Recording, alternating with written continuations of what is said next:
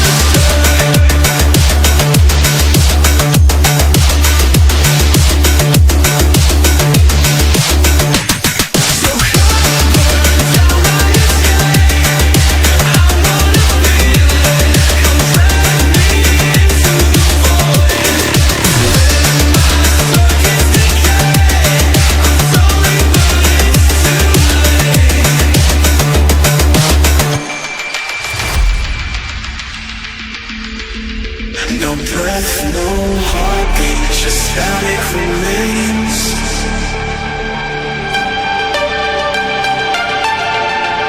Hollow reflections, ghosts in the cold.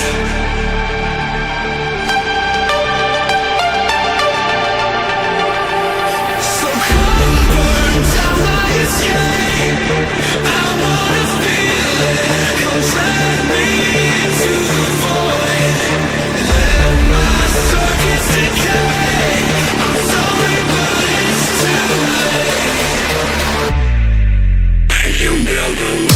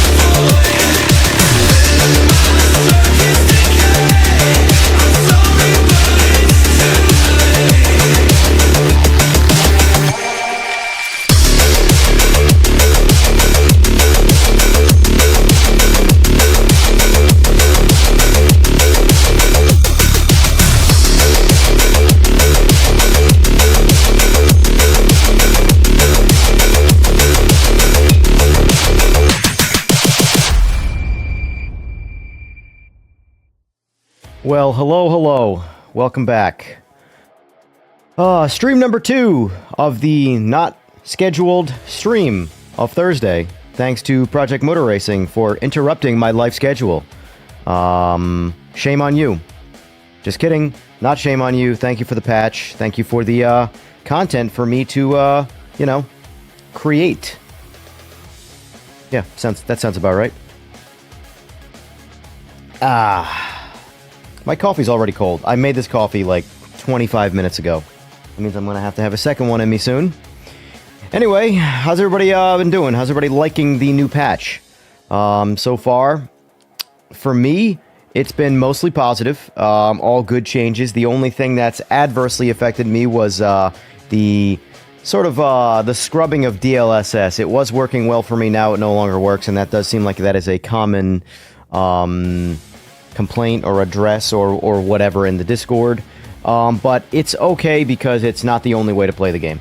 You have DLAA, which technically makes the game look better at just a frame rate penalty, and you have TAA, which is the if you don't have an NVIDIA card, that's what you can use as well, and that's also it doesn't rob as many frames. So that being said, for the most part, game's running pretty good for me, and we got Radar now. Radar is good. We have what seems to be better servers. We are going to be stressing the servers a little bit more tonight. That's the plan anyway. So far, out of 7 lobbies I held today, only one of them was a crash. That's an improvement considering on patch 1502, we were running at about 50%. So we'd go 1 successful lobby, 1 crash. So now, 1 out of 7. We're going to see if we can get a few more crashes because, believe it or not, I want the game to not crash. However, the reason I'm stress testing, essentially, is to report if there's crashes or not, you know? It's actually really kind of sort of crazy, but if you find bugs and issues and you report them in a respectful way, you will find that these bugs get addressed likely quicker than you might think. However, if you just walk in and, you know, walk into someone's front door and demand they do something, I'm just saying, don't do that. That's not how life works. That's not how business works. That's not how ethics works. Anyway, what's going on, OG? What's going on, Wetmog? Thanks for being here. Turn off all frame generation software, dude. See, that is exactly how you don't speak to a total stranger. Just give them commands. My short answer to that would be no. I'll do what I want. Now that we've got that out of the way, Wetmog, performance isn't great for me at the moment. All low, sometimes dips to 50 in certain spots. Wipe my GTU drivers, going to try it again. It's drivable, but not ideal. So my exact performance with max settings and DLAA on, which is technically max settings, meaning it's rendering at a full 4K with NVIDIA's anti-aliasing, which is the highest frame rate penalty. I am seeing now when I'm playing the game by myself, I'm not using streaming software, because streaming software kills about 15 to 20% of my frame rate. So the frame rate that you see, which you won't be seeing tonight because I have it off for the sake of sanity, you won't be seeing my frame rate tonight. However, the frame rate you normally see in all of my streams, all of my videos, is about 15 to 20% less of what it would be if I wasn't streaming or recording, because I do everything with one computer and my video card does it all. So, that being said, I'm getting about 130 to 150 frames maxed out, which is beyond playable. However, it's lower than you would expect, given the other games out there on other engines. Now, I do expect the engine to get tweaked and refined throughout the coming months, not the next patch, not the next 2 patches, but the next 6 months worth of patches is when I expect the game to sort of... I am genuinely... now, if I'm wrong, that's great, that's fantastic, but I'm expecting a solid 6 months for the game to sort of be in the state that they said it would essentially be at for, you know, release. And based off what I'm seeing here, based off the problems, they have released 3 patches since the quote-unquote day 1 patch, so 3 additional patches. I don't really count a day 1 patch as a patch because it's release day. How you release the game, if you release it with an update from alpha, then it's not technically a patch, it's technically the 1.0 game, you know? But anyway...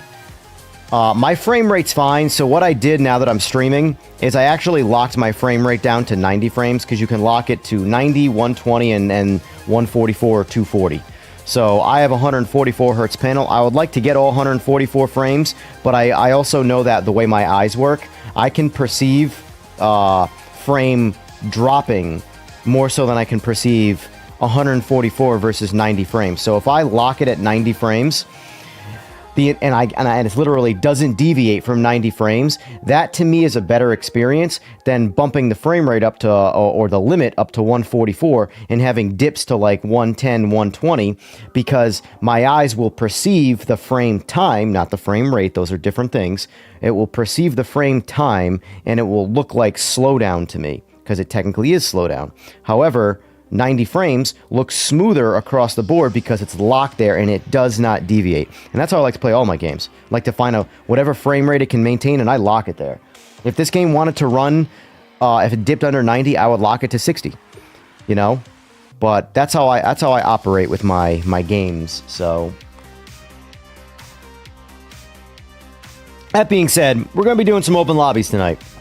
I want to stress their online servers. I did off-stream reinstall the game, or I uninstalled the game, deleted all the folders in the computer, and then I also installed the NVIDIA newer drivers. Not that I expect it to have any effort or any change to the game whatsoever, but there's a new driver, might as well try it out.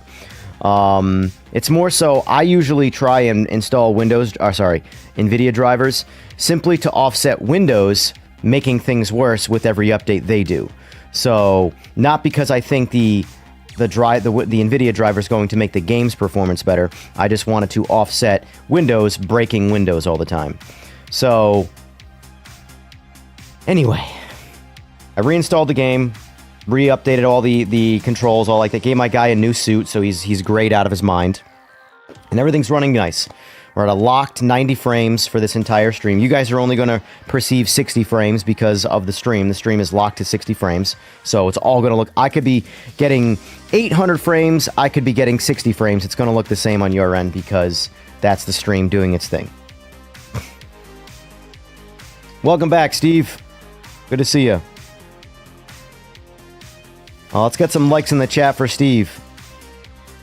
He's still playing video games. Like First Chicane on Daytona, for instance, it chugs at like 50 FPS, but other areas of that same track, I'm in the 120 area. Got it. 9070 XT, 9700X CPU. Runs fine with my other Sims to thinking they might need some... I mean, the game objectively needs optimizations. There's no denying that. Because at the end of the day, you shouldn't need the hardware that I have to get the frames that I'm getting. You know, I should be getting, in my opinion, probably double the frame rate that I'm getting right now with the graphics that I'm seeing. But I expect that to be... I don't ever see there being one patch that all of a sudden makes the frame rate double. I think it's just going to be a slow over time tweak, you know?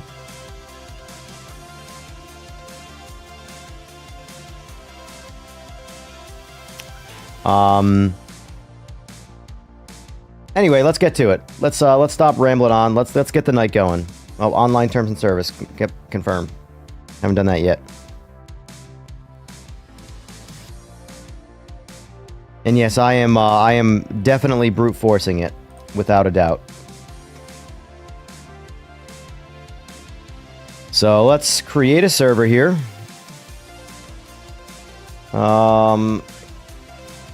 Let's start off with everybody's favorite shitty cars, the GT3 class. I'm gonna try the BMW. I don't think I've ever driven this car. I feel kind of like we have to go with the OG livery. No practice, no qualifying. We're a bunch of casuals here. We just want to have fun. As they say, girls just want to have fun.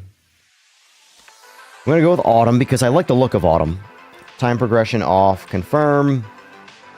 Let's see. Assists, we want forced on because I want you to be the judge of your own assists. If you need assists, run them. If you don't need assists, turn them off. But forcing them on, that doesn't force the assists on. That forces them to be allowed on a car that might not have the assist originally. That's all that means. It might allow you to turn on TC or ABS on a car that didn't have that. I run that on all the time. It's up to you. Do what you want. Live your life. Enjoy it. Damage is off. Penalties are off. I've seen a lot of complaints about the penalties. I haven't explored the game enough to tell you if, you know, the penalty system is better or worse. But I know they changed it quite a bit, so we're going with that. We're going to do some GT3s at first. We can do some multi-class stuff later. But for now, let's do the tried and true Daytona. Let's make sure... Yep, all that stuff's right. Alright. Creating the server.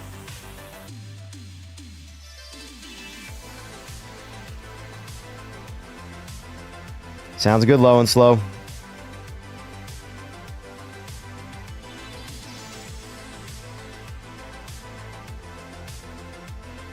Went to bed watching, woke up to stream start.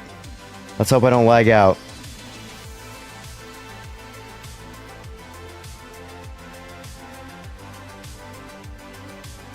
Well, I'm glad you're here last night. Glad you're here again today. And the worst part is, I'm streaming again in another 12 hours. I don't know if it's the worst part, but that's the beauty of the off season for me, is I get to I have a lot of free time. Now I'm trying to build myself up to essentially have a strict schedule and then do the main job, because again, I'm self-employed, so the luxury of self-employment is working whenever you want. But I do expect the summertime for me to be in general busier, so I will be likely forcing myself to only stream 3 times a week. But we'll see. We'll see how that goes. And yes, like Lo and So said, don't forget to like and subscribe if you want to see more of my beautiful face, or if you want to have dreams of punching me in the face. That's also an option. But either way, you have to subscribe so you get notified when I go live. That way you can visibly imagine punching me in the face whenever I say something that you disagree with. So it's a win-win here, you know? That's how I look at it. I get a fictional little number counter that gets to go up that says I'm cooler than I think I am, and you get to envision, you know, dominating me in some special way. I won't say what way. We're not going to go down that road.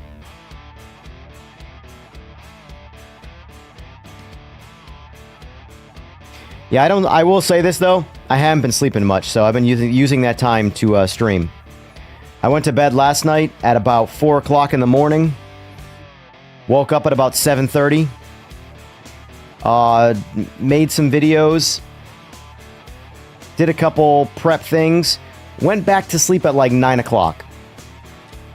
And woke up at 10:45 to a released patch. And like, well, I guess I'm streaming today because there's a new patch out. And if there's one thing I have figured out is, even if there's not a lot of people playing this game at the moment, there is a lot of people waiting to play the game, because it is the most viewed game from a, like, people playing it to viewing it ratio. Project Motor Racing is bigger than all of them right now. Now, mind you, there could still be less people watching technically, but like, player count is so low right now because, again, it's in its early bird stages and it doesn't help all the hit pieces, but people want to watch it. They want it to do good. They want to complain because that's what people like to do, but for the most part, they want to watch.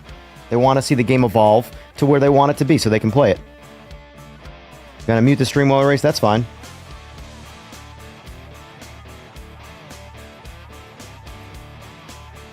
Summertime should be your slowest. I know, bike... Well, you have to understand, for the most part, bike guys are kids. They're younger people, so they don't make good decisions. So they wait till the last minute to have things done to their bikes for the season, rather than just be ready. I can't... I can lead a horse to water, but you know how that rest of that goes.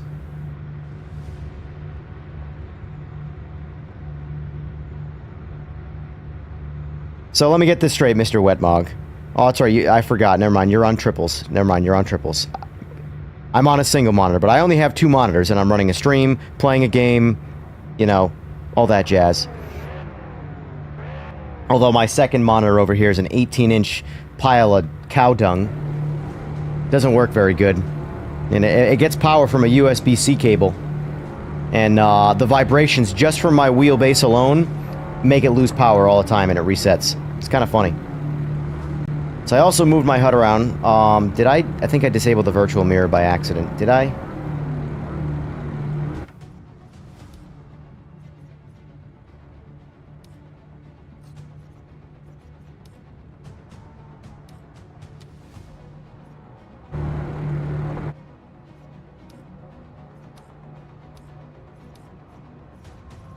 No, virtual mirror is on. I just don't see it. I wonder if I have it turned off in the settings. Because it normally would be right up here where my face is. I'll figure that out in a sec. Let's get this race going. I will say, DLAA does look pretty good in this game right now.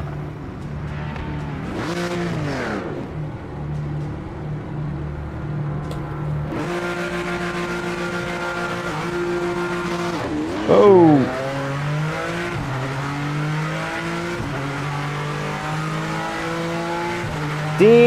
Damn, Daniel. You guy just checked out on me. Braked way too early, though. I don't know what he's doing there. I don't know what's going on, buddy. Oh, there's my virtual mirror. It's back. He drugged me in the straight line, but then hit the brakes way too soon.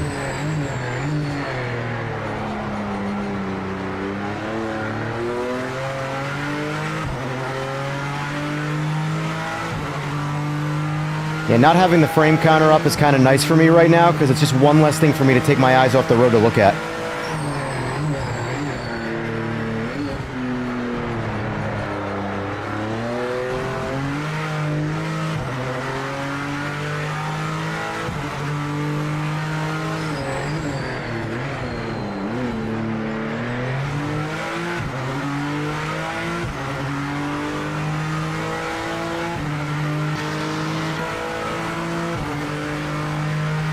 The virtual mirror looks better now in this patch too. I did notice that.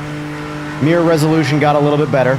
It doesn't look like the anti-aliasing applies itself to the mirror though, but that's fine. It's better than it was.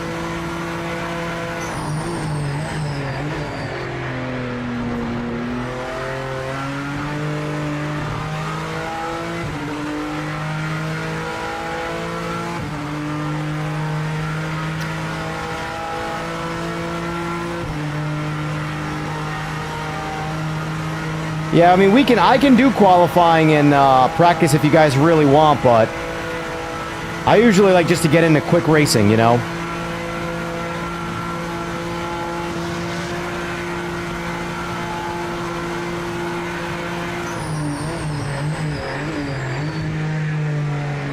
I gotta turn down my force feedback a little bit. These GT3s got some grip to them. Oh!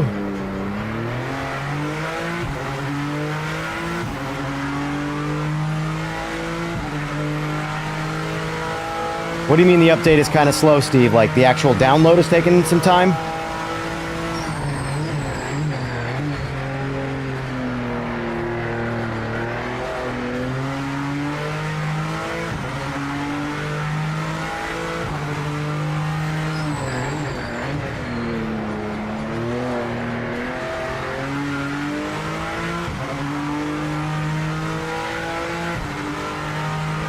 That's fine, no rush.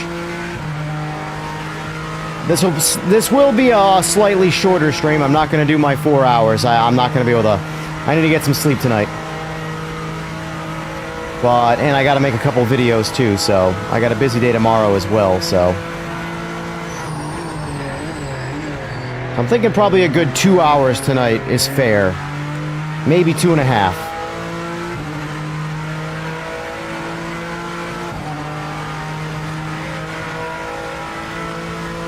Because, again, we're streaming again tomorrow day at 11 o'clock and then tomorrow night again.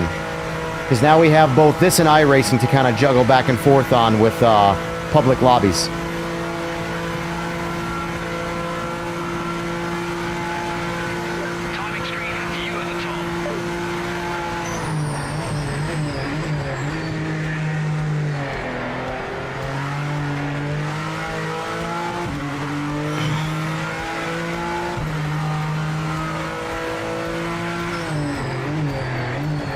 I don't know what I was doing there. That was all me.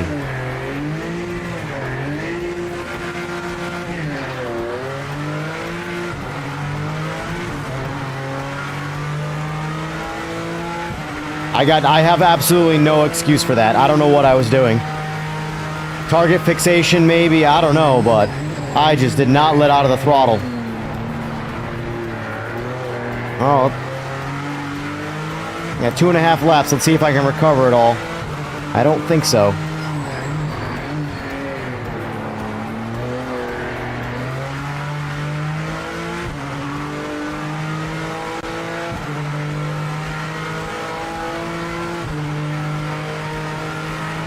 How did I do that? What a dope. What a dope.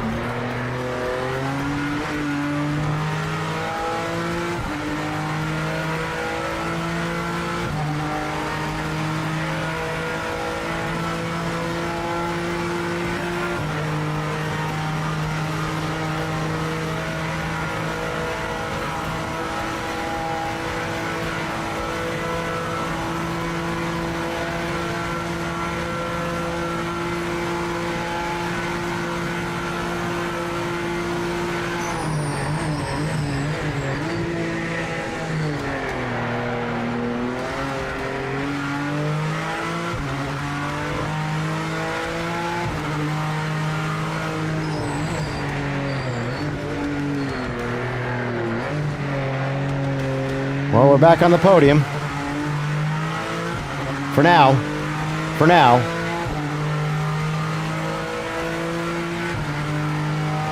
As long as we make sure we hit the brakes when we're supposed to.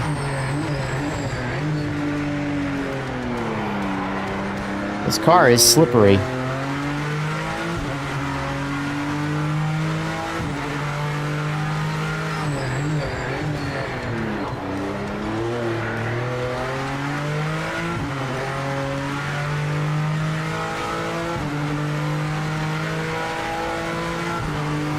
I'm gonna go ahead and say Deadly Jokes has got the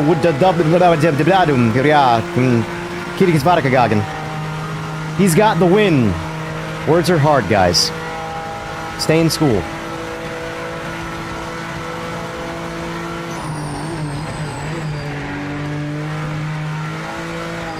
Oh.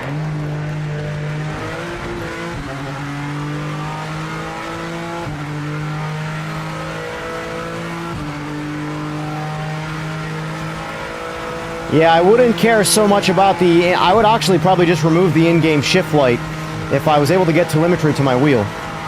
But it is what it is.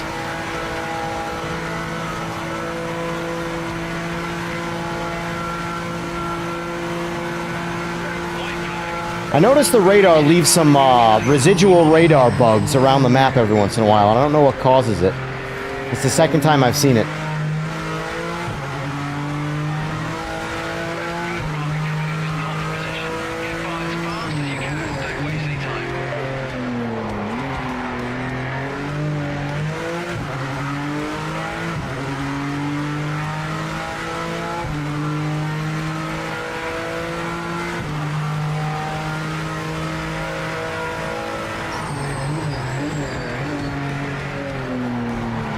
Oh.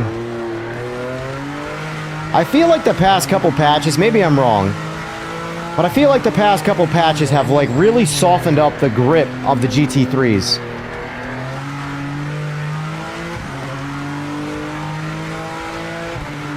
Is anybody else feeling like that, or is that just a me thing?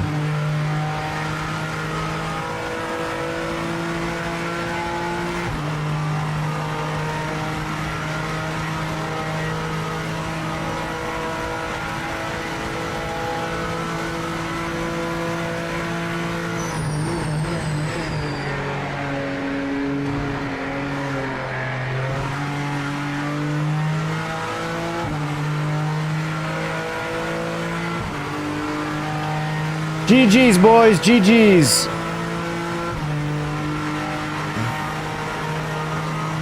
Yeah, I don't know how I feel about this BMW. It's just, I don't know, kind of boring, I guess. I don't know. I mean, it works. Feels like a GT3 car, but... See, like, right there, how we got some, like, radar hits with nothing around me? Right there again, too. They're all from, like, the start. It's kind of strange.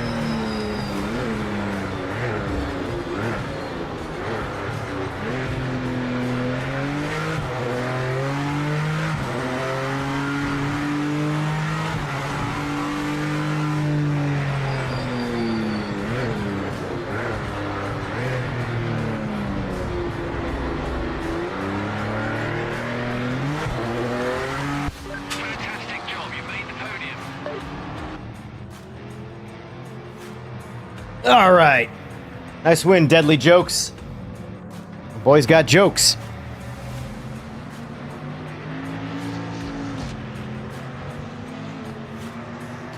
You're just lucky that I forgot that I had to hit the brakes.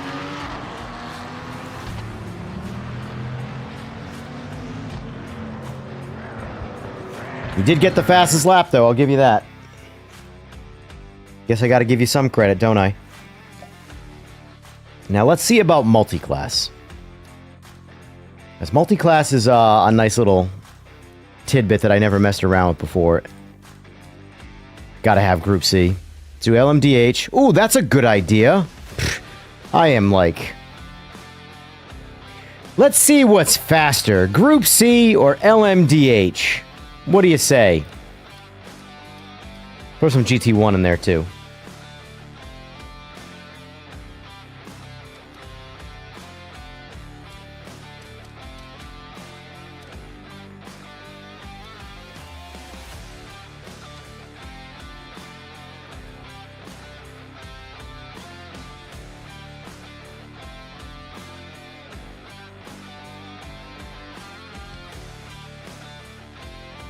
Been pushing from your comment last night about kind of racing alone.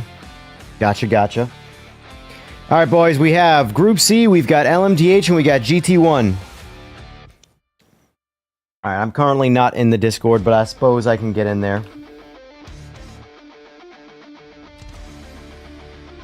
Oh, that's not what I want. They boot up the old Discord.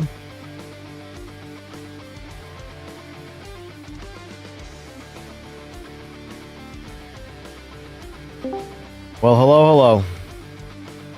Hello. I had Turn down this music a bit. Derek.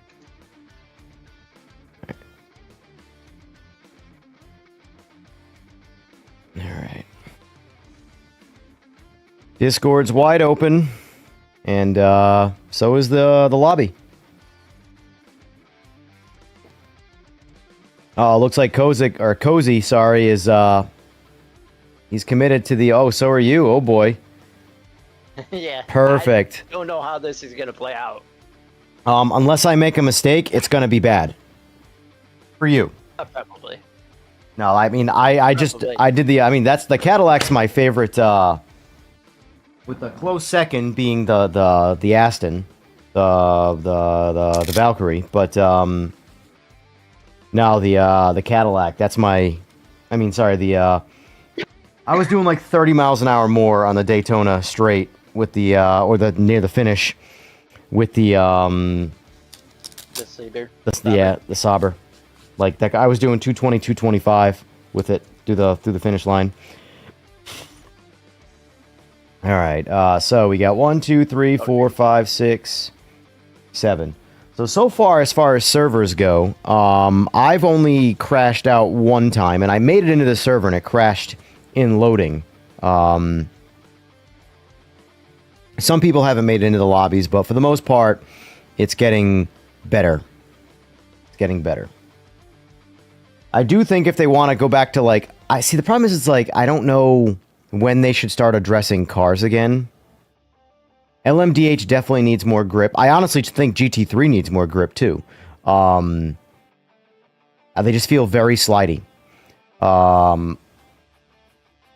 But the race car stuff, the old Group C stuff feels good, so. I admittedly have a bias when it comes to the old cars and don't care about the new cars getting better or not. Because I like the Group C stuff.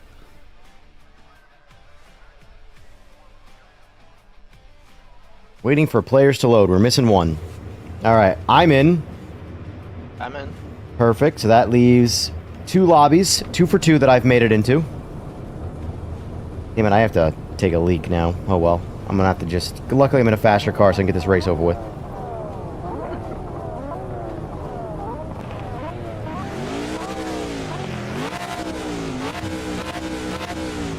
This is one of the only tracks where I'll prefer to run the Saber over the 787. The only other track is probably Spa. But even then, the 787 I honestly think is a little bit. I think I can still post a faster lap in the 787, but on this track, I can't compete. I need the Saber's horsepower.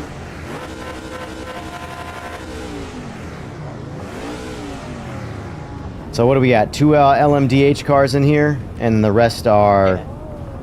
Group C. The rest are Group C.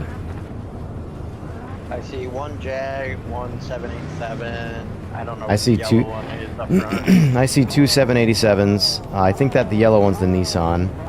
I see the 1 Jag, and I can't see what's behind those cars. Way back here is a 787.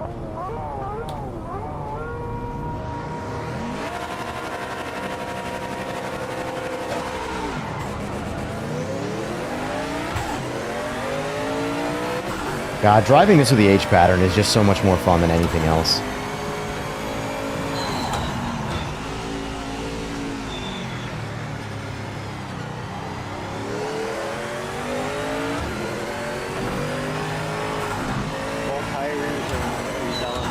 tires. Oh bueno.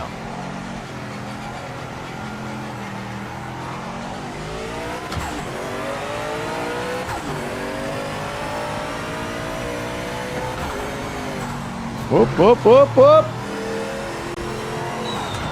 Yeah, the LMDH cars, they do get better with warmer tires, but they never really fully feel like, in my opinion, they still need more grip. I think they drive fine. They just drive like they're on the wrong tires, you know?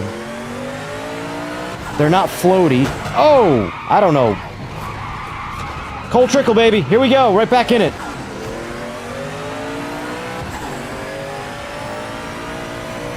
Every once in a while, I like to throw a 360 no-scope in there. I just got to get my no-scope now. Which means I got to go get cozy. I'm coming for you. I don't know. Which you would sell in Gage, I think. He's in front of me right now. Oh, it looks like he might have just kissed the wall a little bit. Hard to tell. Either way. Daddy's a-comin'. Pause.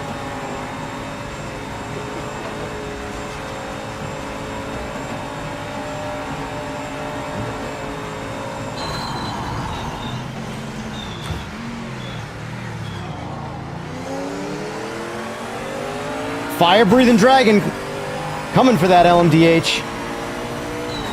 I should have linked in the gearing on this thing. Only thing is the LMDHs do handle better. If they get the tire model figured out, they're gonna very much outcorner the Group C cars, but right now, without that tire, these Group Cs are easily the fastest car in these games right now.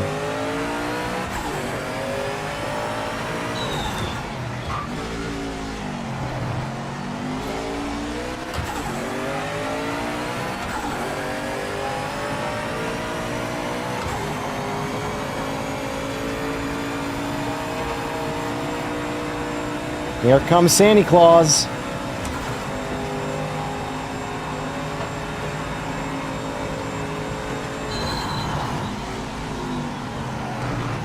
Oh no! The fire-breathing dragon struck fear into his soul.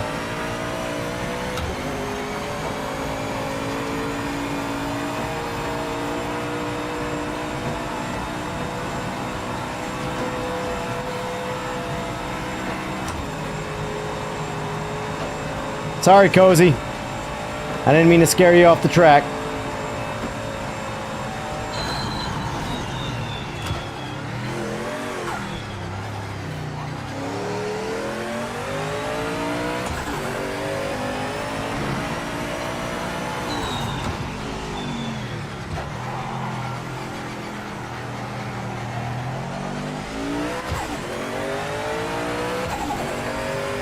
It's like this thing has like a, I guess you could say almost like a lift-off oversteer. Yeah, it's very light in the rear end, but it will spin out with, like, power, too. Yeah. Like, you really gotta... I've learned with the LMDH cars, just max out the TC. Just do yourself a favor and max out the TC until they fix the grip levels. Yep. Because it's not worth trying... Right after Yeah. start. It's not worth trying to drive those cars around their slip issues. Just max out TC. Just do it. I know that people's egos get in the way of stuff like that, but trust me. Why suffer? It's a video game. Yeah. Let alone I should be on soft tire, not medium. I'm gonna have to turn you up. I can barely hear you. Just give me a sec here.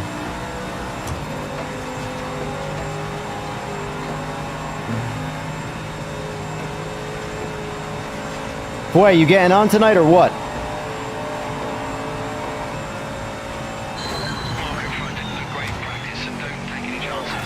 Oh!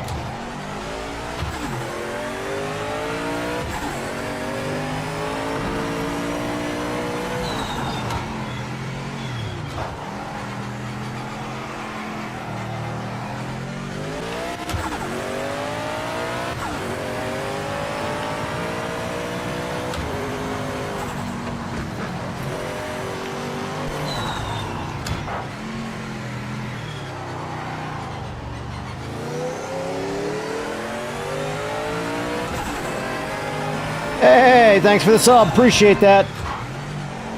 For anybody who's new around here and wants to give me one of those, that's always appreciated. BG Trance. Thank you, sir.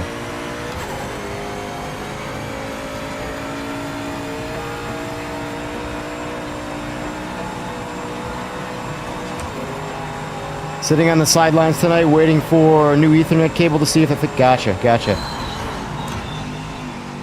Do you have a, I think I asked you this, I don't remember. Do you have an ASUS router or an aftermarket router, or are you running a provider's? I can't remember if I asked you that, boy.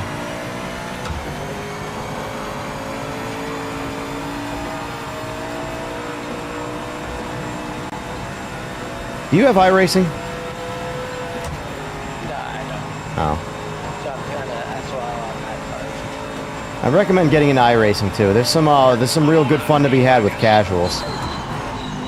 I did casual hosting lobbies last night for the first time, and it was actually a refreshing time considering it's iRacing, and you know how iRacing is. Turning off all the nonsense made it a lot more fun. If only I could turn off the cold tire model, iRacing would actually be some pretty peak racing for casual stuff, you know? But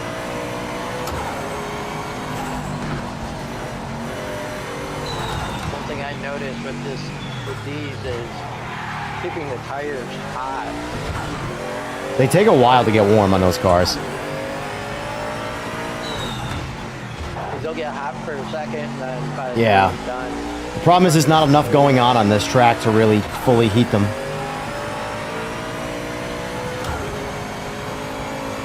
You could actually probably get away with softening up the suspension a little bit for this track. That'll probably put a little more heat in them. The suspension will eat up a little bit of that slip. Oh, oh, son of a biscuit eater. This would be on the last lap I do this. Oh, sorry PMR, but no advertisements for you.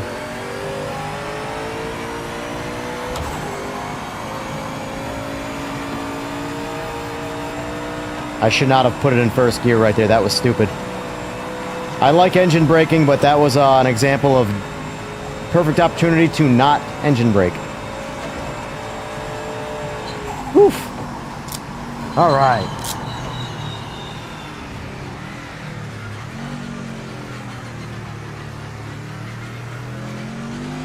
All right. I'm gonna use a little boy's room now.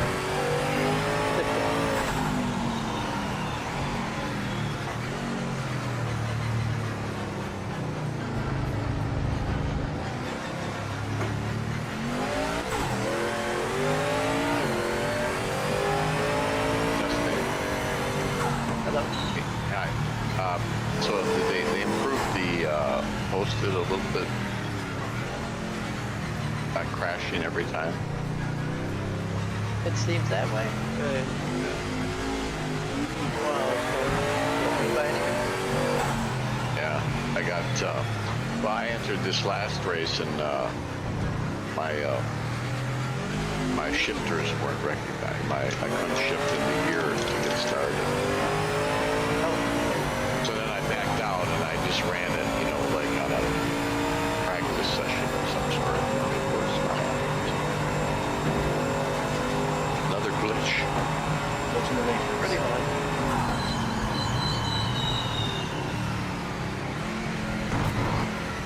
Are you back, Evan? Working on it. Well, I am back, but I'm working on. All right, let's turn him up. That sounds bad. So in that race, I got to this, you know, I entered, I got to the start-finish line, and it wouldn't shift into gear, and then I backed out, and I did a practice thing. Gotcha. Set up right. Gotcha. I don't know if it's bug or whatever. Yeah, there could be some bugs. I mean, they definitely introduced a couple new bugs with the today's update. They fixed a lot of things. They added some features. Like the DLSS bug is probably the biggest one, but that's, you know, that's PC only stuff, and that's NVIDIA specifically. So. Is it so? The hosting is yeah, you haven't So far, crashed so it? good. I've had one crash in 9 attempts. Well, that's pretty good. And I made it into the lobby, but it crashed to desktop from that point forward. So, Yeah. I am gonna bump this quick. Can I get to my settings here or not? I want to do a different track now. Can only do so much Daytona without losing my friggin' mind. Yeah, it's I do find that a lot of the visual bugs are specific to Daytona. So I have to, like, even like the, like the, you know, let's make everybody work.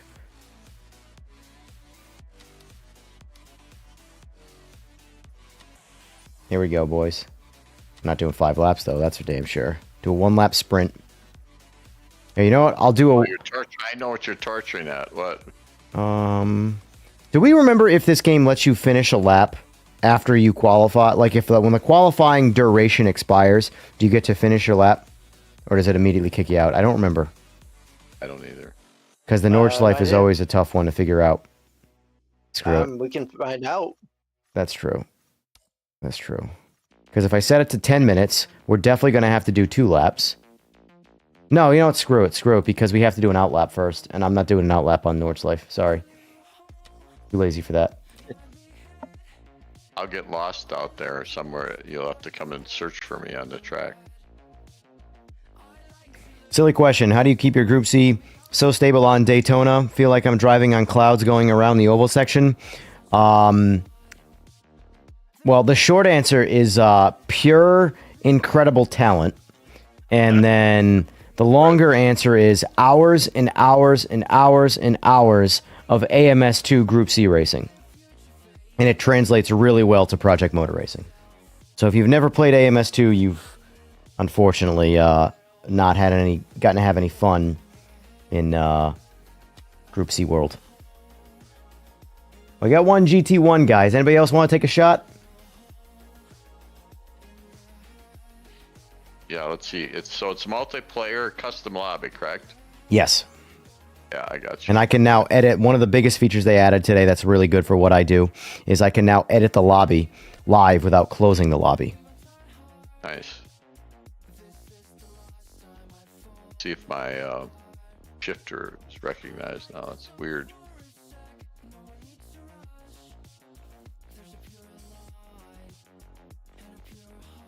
I hope people can read through my... Oh, actually, who am I kidding? I don't really care, but hopefully people can see through my sarcasm as just going for entertainment. Yeah. No, I wouldn't worry about it. But I mean, I am immensely talented. It's fine. We all can admit that. It's fine. Yeah, you impressed me in that PR86 last night. At least I impressed somebody, because I sure as shit didn't impress myself. You did good. We all did. You were good. That was good. Yeah, no, definitely. If we could turn off the cold tire model and just have it at peak tire grip in iRacing would be a blast. Because like that's to me is like iRacing's just overall weakness is their just god awful cold tire model. For real. It's ice. That's why you call it ice racing. Yeah, it's rough. It's rough.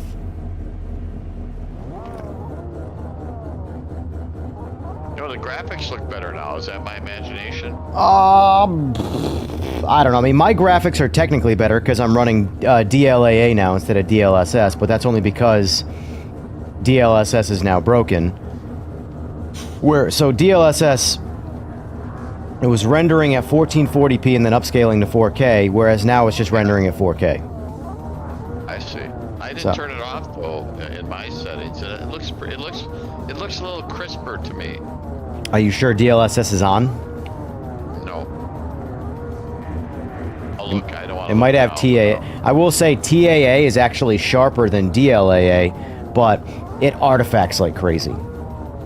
Yeah.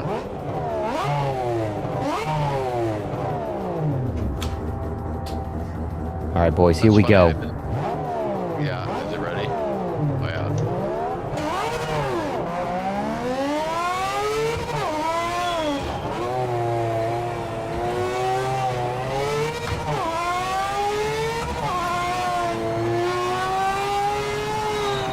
I really need to move where that stupid radar pops up.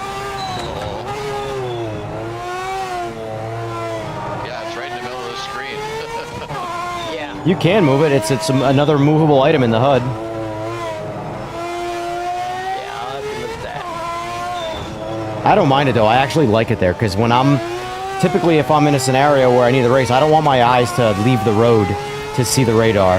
So I kind of like it right where it is by default, honestly.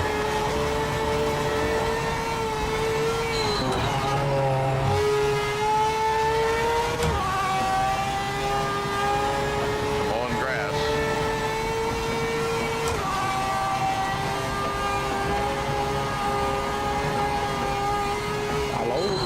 Hello, who do we got?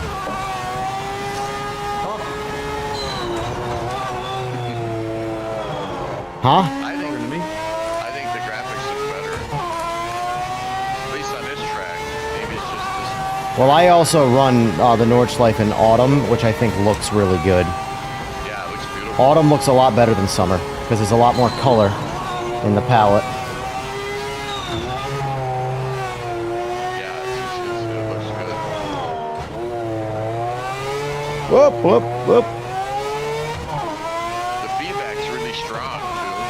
I've always had good feedback, but I know Logitech finally is fixed. Yeah. My buddy confirmed today that his actually feels correct now. It's one of those things where, like, if you've driven other wheels, you know right away that when something is wrong. Like, it's not, like... And, like, that one guy, that PlayStation whatever dude, that kept on tweaking and trying and posting videos and stuff, you know, I responded to him in the Discord. I was like, in all honesty, like, you're wasting your time, not to be that guy, but the problem isn't on your end. It's not a settings problem. It is a 100% a software/firmware problem. You just have to wait for it to get patched. And then literally like an hour later, the patch came out that fixed it. So I wasn't tripping? No, I mean, I don't know what it's going to feel like on it now that I know that it's you, Joseph. I couldn't hear you before. The problem with the G923 is it's only 2 newton meters. So when I drove Gran Turismo 7 and PMR back to back, I couldn't tell if it was bad or good because it's 2 newton meters. You know? Now, mind you, I drive this game with 18. So going back to 2 is like shutting this wheel off. But it should feel better. If you want to give it a shot, Yosef. By the way, I had spun and a guy went right through me. Is that a new feature where you become invisible, more or less? Oh, Joe feature. I've learned that in the multi-class lobbies, that bug seems to happen. Well, that's okay. Y'all are You're in not game. crashing something. Yeah, we're in a game right now.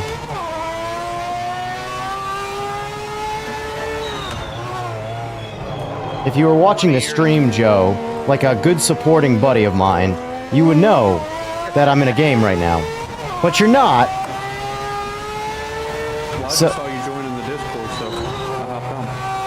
This guy, man. Get no support. I'm gonna go on the He's a screen guy. right now. You better make a comment in the chat so I know you're there, or else you're dead to me. And I'm never tuning your bike ever again. Which is more of a problem than you being dead to me. Let's face it, so. Was he the guy doing the testing coming the other night? No. Now, the guy who was doing the testing was, he has a Logitech Pro. Yeah. This guy, Joe, right here, he's a mere little 21-year-old, still learning. Teenager, yeah. Yeah. There it is, Joe. Look at that. Looks like you get to continue to pay me to tune your bike.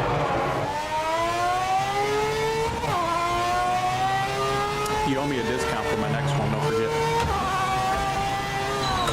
I'll give you a discount if you buy me, Rhodesios. Buying project. Oh, whoa, whoa. Rhodesios this weekend. Oh, cool. I You coming? hope the food is bad. That's fucking rude. Well, you're going without me, so. Well, I mean, you live like 10 hours away, so. Well, not my problem. I mean, you could fly here and meet us here and go if you want. We don't mind. Did you hear about Biffle today? Yeah, Yeah, I saw that my girl was telling me about that. shit. That's a shame. I'm telling you, man, I am not a plane, although it's always a private plane, but Well, it's those small ones. Yeah, those are. You don't know what the maintenance is like. Plus, Yeah. to me, it looked a little older. I mean, The plane was in 81. I looked it up. yeah, that's Oof. That's not really that old though for an airplane, just an FYI. too old for me. But, well, I mean, and you don't know what the maintenance is like on it. I mean, I don't know. Every year they have to have maintenance done on them at a bare minimum, Yeah. and then after so many hours of flight and blah blah blah, like there's actual strict maintenance schedule that they have to follow. Yeah, they gotta have a refresh after so and so hours, a full refresh. But it's pretty normal to have a 50s and 60s whatever plane as a private plane. Yeah. Well, They're still all over the place. God, I love driving these cars, man. this is a great car. This track, I don't. 20 years of sim racing, I never learned this track of it. Can you believe it? No, this is the first track I learned. You've been sim racing 20 years? Yeah. Wow. You should tell them how old you are, Steve. 76. Oh, schmack. That's crazy. I was a charter member of iRacing. Hell yeah. Well, our boy Joseph here has only ever had Gran Turismo, so. Well, you know what? I'll tell you what. I did a little Turismo this afternoon. I gotta be honest with you, I'd take it over iRacing any day. For pure fun. It's fun. They really need to address the overall just physics of driving in the game, though. Like, I knew it wasn't in my head when I was playing it that I just didn't like the way the cars drove and how that, don't get me wrong, the right car drove phenomenal, but you can tell that they were prioritizing having a catalog of cars over making sure every car they added drove right. Because For sure. there were cars that just drove awful for no reason. Oh, you know what? That's what's the problem. That's why this game is so loud right now. I forgot I reinstalled the game, so the game volume's at 100%. I gotta turn it down quite a bit. Because I can barely hear you guys and you're maxed out in the Discord. What'd you do, rage quit and delete it? No, I only do that for Call of Duty. The deleting part. No, I rage quit everything, but the deleting part, that's only for Call of Duty. Oh, and Battlefield. Congratulations on the win. That was So, an amazing drive. let me I fix think that. this car handles great. Which one are you in? Which one did you? The Porsche. I mean, Oh, the the- Mazda, rather. Yeah, the Porsche and the Mazda, and I honestly think the Nissan's the best handling one. It felt But pretty good. the 780, someone in the Discord today said that the 787B sounds so wrong. I've never wanted to digitally strangle someone in my life.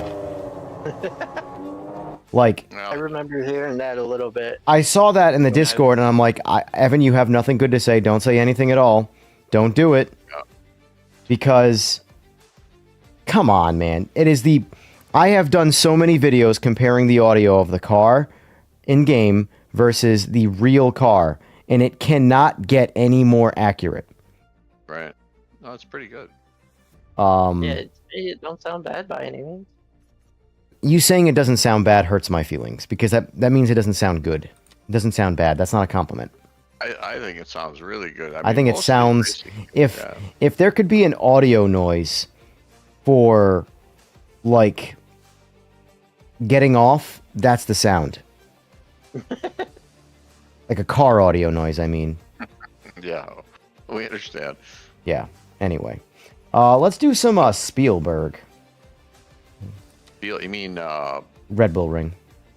yeah, Austria, yeah. That's good. There you go. Now I know that track good. This game already, it's. We'll do a I mean, just qualifying the this fact that time. It's working. You don't want to catch the smoke or what? Are you going to join the lobby or what? Yeah, dude. You got to put Wait your money on where you. your mouth is. All right, lobby's up. Come on in. Which one? Ah, I see it. Calm down. Yeah. You know, it's nice to have a refresh button at the bottom here, so you can. I like that. I do need to have access to an options menu in this. I mean, I can get to the options from the race itself, but How did they fix this so quick? what? Because it was such a piece of shit. Well, it was. We tried this like when it first came out. I mean, you crashed every time. Oh yeah, yeah. They, you know, Must have been easy. maybe. I'm not gonna. I can't touch on something that I don't do to see if it's easy or hard. You know, it's hard for me to say. I don't know either. I can say what I do if it's easy or hard, but I don't code. I like tech. I pay attention to tech. I nerd out about tech, but I still don't code. I still don't speak ones and zeros, you know? Yeah, coding would. I don't know how this. I have no clue how this even. How they even do this shit.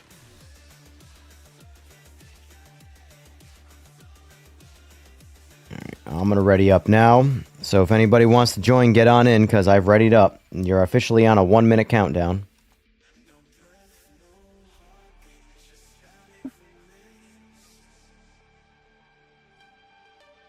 I just like that I'm able to have big lobbies and, you know, knock on wood. What's the max? Depends on the cars. I think multi-class is 20. Oh, that's pretty good. It also depends on the track, too. So, I know the most that I have seen on the AI side is 32, so I feel like players are probably the same. So, Evan, what's your ping at? 0, because I'm the host. How come mine's at 0? It's it's temporary. Mine is also showing 0. Yeah, it's not actually 0. I can tell you, so... I believe it. Joe, yours is 113. Oh, and that screen has now expired. I'm tired. I think. I Listen still to think Joe's. the game looks better to me. The graphics look better. It could look better. It could look better. I mean... I think it looks better. Alright, master volume. Let's go 50% for now. Actually, no, we'll go 40. Did you do qualify?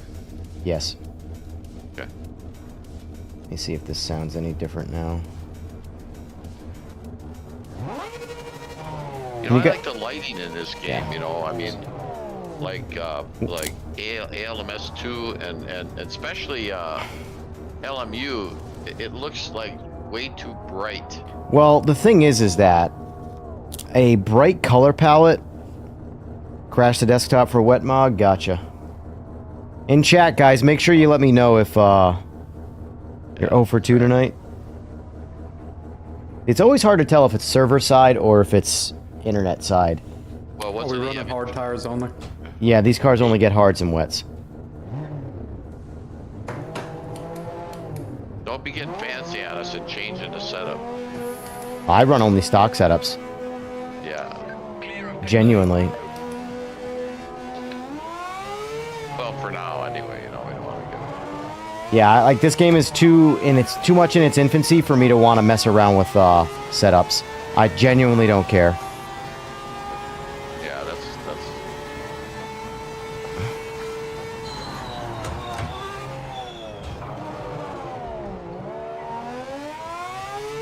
This Mazda sounds wild. Yeah, It is. Sounds great.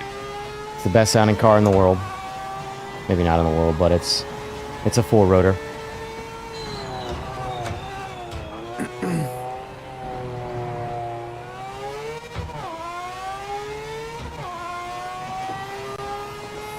Wait, speaking of rotary, did you hear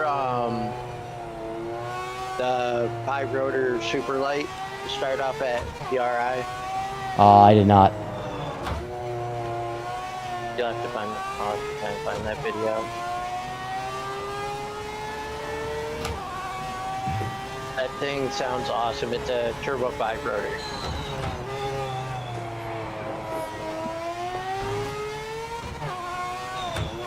Yeah, I want to know who keeps making the crankshafts. Because that's the only thing that completely changes the... You can keep stacking, you know, plates to build a rotary, but it's the crankshafts that are the thing that you need to make these engines. And If I remember right, at Mosworks, or yeah, I believe they're out of Australia. because I could be wrong, but I'm pretty sure Moz has only ever made a 2-rotor crankshaft. Now, like I said, I could be wrong. They've made a 3-rotor. They've made 3? Directly from Mazda? Production, yeah. Gotcha. It was in, what was it? The Cosmos had a 3-rotor, and I think there was another car Yeah. that had it. So, like an older car, basically luxury car type of deal.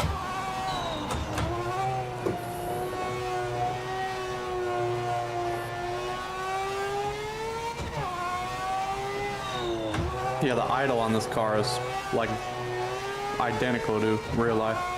Yeah, it must have a big cam in it, huh? Ha ha ha. I'm 21, but I'm only semi-retarded. Only semi. Uh-huh.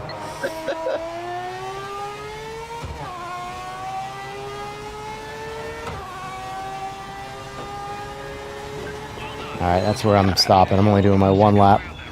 Back to the pits I go. Whoever's behind me is following me. Yeah, who was that the yellow car? I was guilty of watching you, and I followed you right into the frickin' dirt. Twice, not once, twice. Same spot too, I think.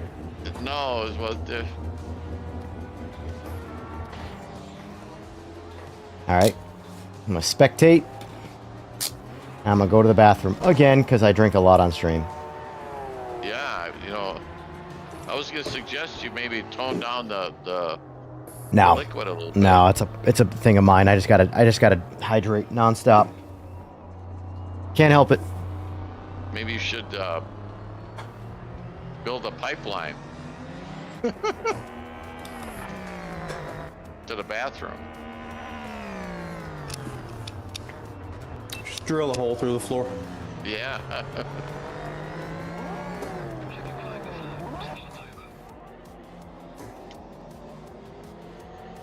This car handles really good.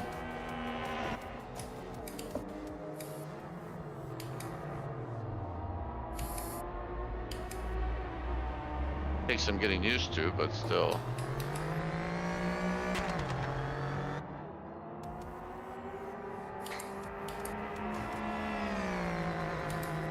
Yeah, Group C is one of the few things that I do okay with.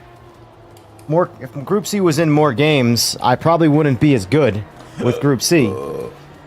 Because people would use them more.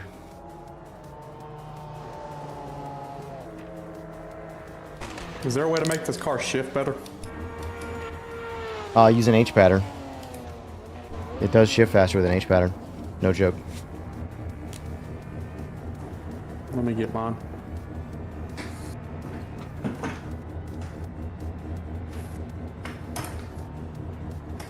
So basically, the game gives you an overtime where basically finish whatever lap you're on, Yeah. and Yeah, then I don't know. My labs You're are done. dog shit anyway. yeah, so remind. So that's nice. So it automatically returns you to the pit after the qualifying, which I Yeah. like. I did 1 lap and then manually returned myself there. But, Yeah. so looking like we got Joey Jojo out there giving it his all. Joe, you are 12 Been seconds. messing around. You are 12 seconds off my pace in the exact same car. That's all I'm saying. I'm sorry. And I sorry did. for your On a luck. wheel, isn't he? Huh? What do you say? He's even on a wheel, isn't he? Yeah. Yeah. I don't want to hear it. I want to hear no shit. I'm on a controller. It's easier on controller. Not this game. Try me. GT7, yes. This game, no.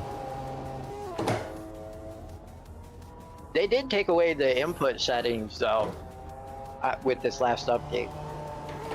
So the only thing I can do with the controller is basically like a Xbox. All I can do is program the buttons. between button layout. Are we supposed to be sitting here? We're waiting for someone to finish. Yeah, That's Joe it. is still making laps over here, and he's done. I was, Oh, yeah, I was being Joe. It's okay. I'm gonna have to start driving this game now that it's feasible. Yeah. So we got one GT1 guy. I mean, not for nothing, folks. We got a GT1 guy that outran a lot of Group C cars. All I'm saying. Got work to do in Group C. Oh yeah. Got work to do, boys. Hell, he beat me in Group C. Chalk Alright. it up to inexperience. Now look at how good that looks. When you're at the start-finish line, it looks perfect. Yeah, there's a lot of good graphics at the core here. They just need to. They have to. There is some work they got to do with it. It's all in like cleanup. Wait, what? I can tolerate it though. That's the key. Yeah. Still looks better than Some of iRacing. them, oh yeah, some of them I can't tolerate. Like LMU bothers me. I don't mind LMU.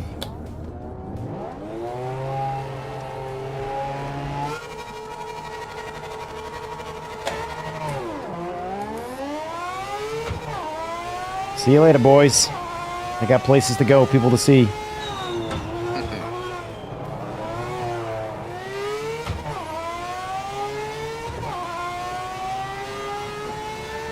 I'm afraid of that yellow car. But I think he crashed.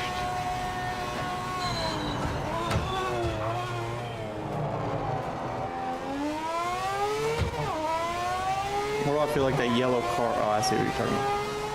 It's not me. Somebody's got a bright yellow, whatever. I see it. It's in front of I me. guess would be the Porsche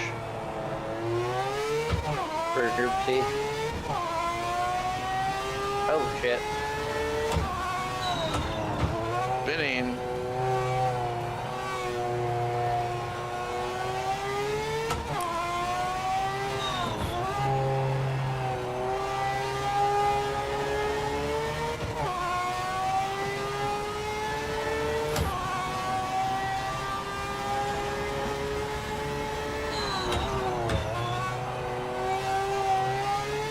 Oh shit. Well, you get on these curbs, you are screwed. They are Yeah, the very yellow car that I just passed, and those Zoom and you that were out in the grass. That's the Porsche for Group C. Yeah. But the curbs are very unforgiving. If you get on the outside of that curb, you are done.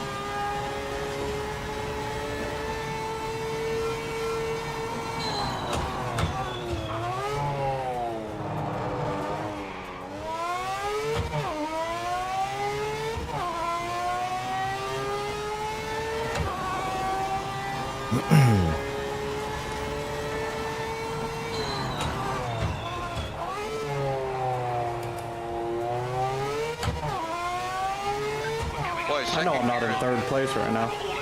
second gear is really tall in this Mazda. Yeah. Always. The one thing about the 787B is always downshift it when you think you're not sure if you should or not. Yeah. It's an NA4 rotor. It revs to the absolute moon and makes absolutely no torque. Anybody below me right now? I just want you to know I haven't played this game in like months, and I suck. Wow. Does it feel any different, Outside those-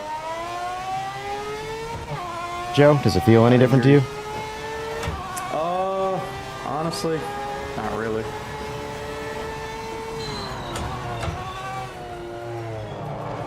Feels good though. I'm having fun.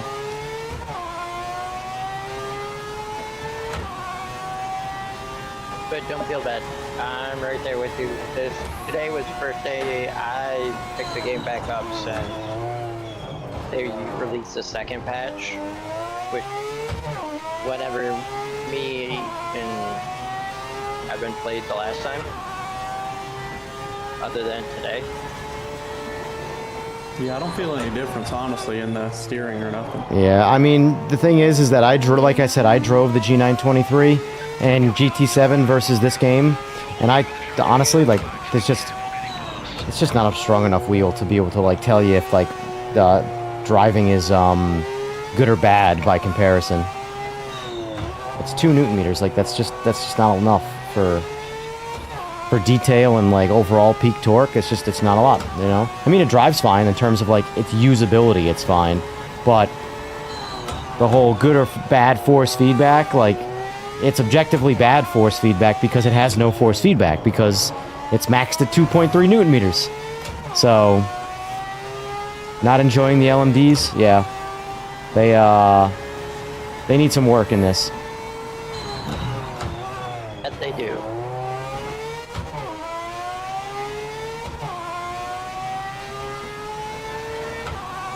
Damn it, I keep hitting that outside curve.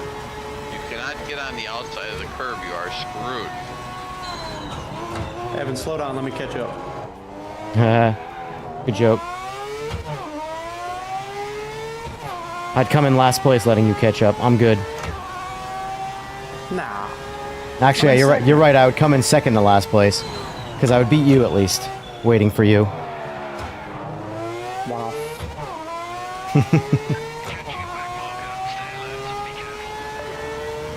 Remember that time we played F1 the first time and you got disqualified inside the first lap of Monza from penalties? Yes. That was a good. That was a good I do time. remember that. Good times. Racked up about 37 seconds worth of penalties in the first corner. Yeah. What? Ow. I had penalties on, and well, Joe is a kamikaze. Joe would not do good in ranked play. He would get black flagged and banned so quickly. Yes. All right, 1 lap left. How is Joe in second place? That's what I want to know. I would keep like to on know the same screwing thing. up. Yeah. Sounds like a bunch of excuses. I mean, he's in second place by 21 seconds, though, so, I mean, is it really second place? Not even a second. What? Man's on my ass. Oh shit. No, I'm saying you're in second place to me. You're 21 seconds behind me. Damn it. Damn you, wee man. You'll catch back up coming up in this corner. You pull away.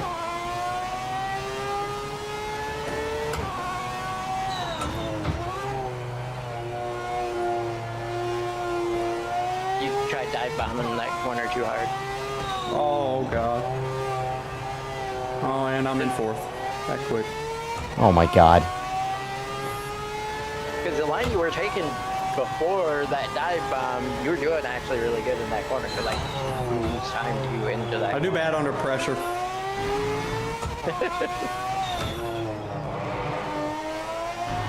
Whoever that was I just hit, sorry.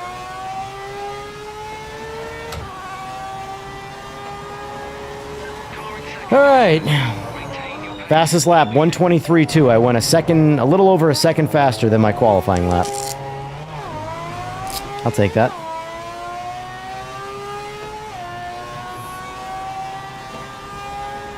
These are my cars, boys. We can switch it up. No, I like this car. Yeah, Group C's are my favorite car. I wish, like, I can't play LMU and GT3, LMU and ACC, and because it's all the same cars over and over again. That is where PMR, AMS2, these, I will disagree till I am blue in the face that PMR absolutely has a place in the market. So many guys are like, well, what is the point of that sim, even if it does get repaired? I'm like, how many times have you driven a Group C car, ever? You know? Group C, GT1, none of these cars are in any other sims except AMS2. And AMS2 is a very niche game that most people don't even know exists. Already, I guarantee you, more people know that this game exists than AMS2. Simply because of console. Can we do this track over? I like this track. This combo is great. Yeah. We can do it again. I'm getting the hang of this track. I'll do a spectate run this time. No. No, I want to watch you guys. I want to watch you guys. I'm going to try some coaching. Try some coaching. I would go that far. Take it easy. All right, Wet Mog, try again. We're going to redo the exact same race. I'm gonna hop off and give you all a chance to get the podium. you My know. God. Guy joins for one race, then bows out. I gotta end on a podium. Did you get a podium? Yeah, dude. What'd you get? Third. Oh, look at you. Send me your address. I'll send you a cigar. There you go. He wouldn't even know how to I'd light a rather, cigar. like- dude, I don't want to hear it. You wouldn't. You'd have no idea what to do with a cigar. I've smoked a cigar. Yeah, probably because someone else lit it for you. No, man. Yes. I'm a professional. Yeah, we are. And that's how I know you're full of shit. Now, did you change the cars, Evan? No, I can if you want. It's still No, I'm in a multi-class. It says I'm in GT3 now. What did I do wrong? Left the lobby. Change vehicle. You're not even in the lobby Let's- at the moment. Let's go drag race on Gran Turismo. No. Yeah, no. If you're trying to drag race, go get Beam. I don't have a PC. Oh. You're on your own Yep. then. I'm poor. Sorry. Oh, here we go. Yeah, never mind. I got it now. As motorcycle, but poor. That's why he's poor. Yes, In that is reality, very, yes. very true. Hobbyists always like to justify that they don't have money and they're broke when they have a super expensive hobby that takes all of their money. Yeah. I mean, I'm still okay. I just Like I get, and the funny thing is that the bike community like judges the dog shit out of me because of the money that I put into sim racing, and it's like, cool. Do you have any idea? You've bought 2 billet crankshafts for your motors. You have paid for all of my sim, my TV, PlayStation, like, and these are cranks that you indefinitely are going to destroy from racing your motorcycle. That's arguably throwaway money in the racing world. And yet, you know, here we go. Yeah, my video card costs a lot of money. You are right. But keep in mind, I sold my 4090 for $2,200. I made Right. I used it, and here's the thing, I undersold it. I sold it for $2,200. I bought it for $2,000 2 years before I sold it. So I used it for 2 years and then made $200 selling it. So I really only spent $800 on the graphics card. The thing about buying into, like, say, for me particular, the 90 series, the previous 90 series card, so my 5090 is going to be a massive, massive down payment. It's not like I'm keeping the graphics card and putting them on the shelf, you know? So the value of that graphics card is going to come off the price of the new one. So it's just sort of like a down payment to keep on buying the next graphics card, you know? Whereas when you spend $3,500 on a billet crankshaft for a motorcycle and you toast that motor, that money's gone. There's nothing to sell. Especially if they're built by a specific company. Yeah, we know which one you don't like. Hey, proof is in the pudding in that one. Well, unfortunately, popularity rules the world. Yeah, but that's like even. How do I want to word it? I don't know. How do you want to word it? I wanna say- I can wanna say assure don't you, let all this, nobody in the bike scene is watching this right now. I can assure dude, you. I am. You don't hell. count. that's like, okay, you have Mr. I quote this popular. He jumped ship on them even. Really? So, Who's he using now? Yeah. G-Force, No kidding. which is kind of funny because he doesn't really advertise it. Yeah.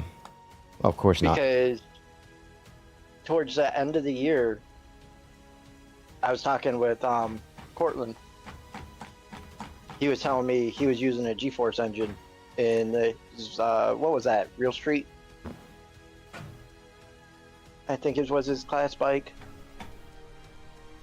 I don't know. Yeah, Sorry, I'm over here fiddle that's fucking what with it was. my desk. It was his real. That it whole was time, his that whole real time, my bike. face wasn't there. Not that everybody's watching for my face, but I don't know. So you're probably gonna get more viewers. I low key, like when I'm watching a stream, I judge a stream pretty egregiously based off of if the person is visible or not. I'm weird like that though. Like if you're not showing yourself on stream, it feels less professional. Oh, for sure. It has nothing to do with wanting to watch the person. I couldn't care less about the person. But it's the degree of, like, I feel like, okay, your stream's just not dialed in then. which loses me. Because what else is it not? I'm being a, you know, total loser with that judgment. But all right, so I'm letting these guys go. Who's in front of me with a blue E-Bench? No? That's me. Yeah. I'm gonna. That's not me. I got off. I'm about to get off here though. Y'all have a good time. all right, sir. Don't kill each other. Evan, don't let all this fame get to your head. Oh, I know. I'm so famous. Alright, see y'all Have later. I ever let fame get to my head? Later. I don't know. Have you ever been famous? I don't know. Am I famous in the bike scene? I don't know. You probably used to be. Yeah, it's true. Now everybody hates me Totally, because like, I hate dipped everybody out else. of your own group. Yeah, because I hate everybody. I don't hate you. That's all that matters. Well, I appreciate that. Now get the hell off my stream. Alright, adios. Later, sir. Yeah. Spectate, here we go. Alright. That's Deadly Jokes. That is Bert Awesome. Wait, was that Deadly Jokes? No, that was Breaking Zone. So you're Breaking Zone, right, Steve? That's a me. Alright, you're in the Porsche, looks like. No, I'm Is that not the in Porsche? the 787, I think. Aren't I? No, not on my... If you're Breaking Zone, you're in a Porsche. Okay. Unless it's just not showing me the right thing. In a Porsche. Yeah. I'm not seeing a... Just leaving the pitch. The only 787 I'm seeing right now, you're in a Porsche. Unless it's just displaying the wrong car. But you're definitely in a Porsche on my screen. Gotcha. Deadly Jokes got kicked. Got it. So I'm seeing... Okay, Steve, you're in a Shell Porsche. Okay, yeah, that's right. You're right. Okay. It was the shell car, yeah. yeah. That I know. Yep. Bert is in what's the brand of the Jaguar? Kunderick? I don't even know how to say that. And we got TN is in the Porsche. The Porsche is a really good car. Sorry. Yeah. This is a Porsche. This is the GT1 Porsche though. Then we got Atleem, butchering that, also in the GT1 Porsche. We got Wetmog running the Cadillac LMDH. Such a good sounding car. It sounds like straight out of NASCAR, I'm not gonna lie. Like good NASCAR, not lame NASCAR. And then we got, I don't know what. Oh, saw the Porsche spin out. This is also a Porsche LMDH car.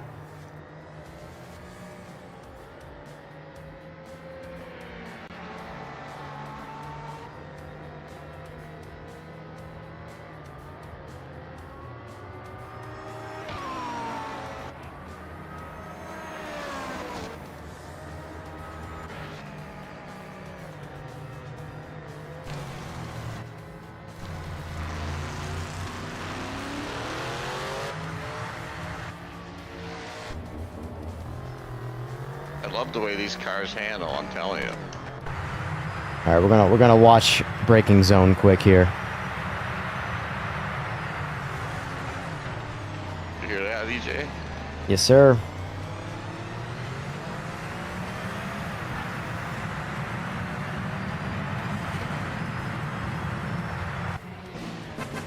Oh, we got another sub. Who we got?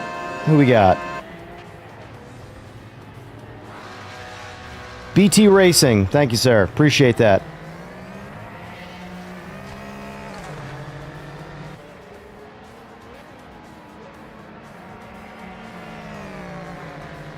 Crap.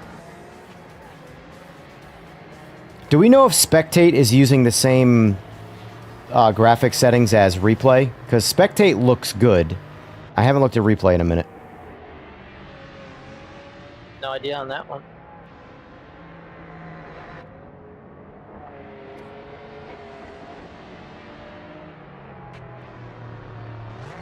One thing, there is definitely motion blur on for the spectating.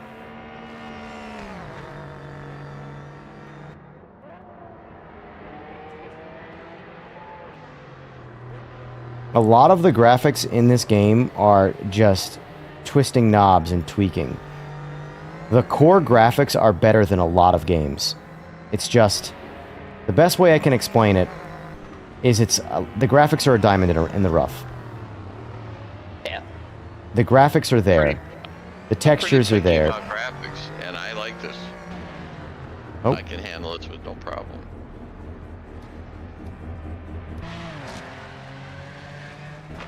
Oh, Tien's in. Matt Leem's in. Ah, shit. Ooh, SMX Jarson, he's running pretty good over there in that GT1. Or sorry, LMDH. Which he's actually on a console even. At least the console's working, right? Yeah. Well, that's the thing. So, Console players, as much as I'm on PC and want perfection, Yeah. console players need this game to work far better than PC players. Well, oh yeah. Because they don't have So anything to obviously- play. If this game is going to survive, in my opinion, if I were any level of management at Straight 4, I would be prioritizing console support over PC support. Yeah, especially because they officially chopped Motorsport, Yeah. Oh, it's done. so you're basically left with Gran Turismo on console Yeah. or Horizon. And I don't even count Gran Turismo because you got to buy a PlayStation. Xbox is checked out. You know? Whereas this is everything. So if this game gets dialed in... Here's the thing. The single player of Gran Turismo 7 is far above and beyond what the single player is of this game. However, if you go online right now and you watch Gran Turismo 7, nobody's streaming single player. They're all streaming No. GT Sport and stuff.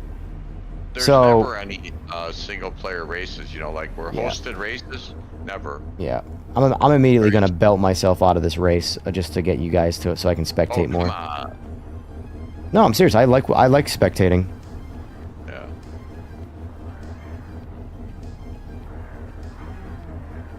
So look at it like this. My fastest lap time was 1:23.2. All right, that's what we're shooting for. Uh-oh. Uh-oh. I think did move. Wet Mog, I think just he jumped. Guys, move. Yeah. Let me get out of the way here. There. Yeah, Wet Mog, I think, because he's in the Cadillac. He Don't be moved. hitting me.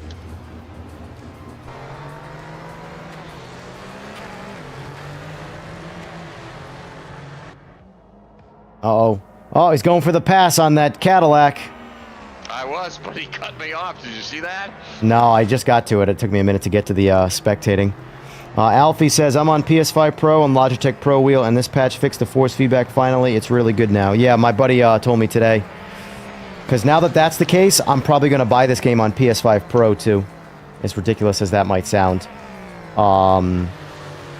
Because... So, I'm weird, and I've grown so attached to sim racing that I actually built myself a travel rig. Yeah, I believe that. So, I have I my... thought about doing that. my Logitech, or it's not Logitech, Playseat Challenge X, the Logitech one. Yep.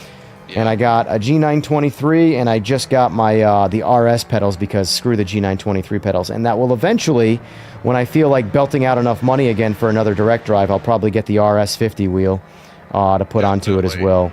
And then I already have a PS5 Pro, so, you know, that'll be my travel setup.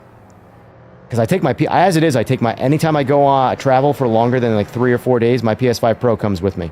Even if it's just to watch TV. I'm not relying on a smart TV.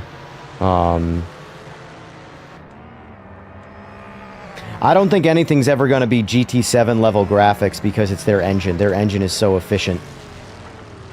Like, I could make the argument that, like, a lot of racing games on PC don't look as good as GT7. No, they don't. You know? I don't think any of them do. Well, Forza on PC looks 10 times better than, it's a shame because it died. And you know what the worst part is? A big part of why Forza Motorsport is dead are the people trying to kill this game. The same mentality. Trying to destroy a game Yeah. because of its problems. Well, I will disagree with that because a lot of it came down to them shooting themselves in the foot. Well, a it comes lot down of shit. to unfortunately video game politics, and the management destroying the developers, like not committing developers to a long-term career. Once they do their job, they let them go, so they don't have to pay them long-term benefits and stuff like that. There's a lot of pretty shady, evil politics that Microsoft is, sort of responsible. Damn! You let that LMDH take you on the inside. Nice pass there, yeah. Yes, he did. That was a very... Up! Yeah, nice spin. See, that unfortunately wouldn't have happened if the LMDH tires were dialed in better. The reason why I say that though is I don't know how closely you followed like the launch and everything with. I didn't follow the launch at all, if I'm being Forza. completely honest with you. Well, sum it up. They originally said whole new game, every car remodeled, blah blah blah. Yeah, built from the ground up. For They're like- known for that expression.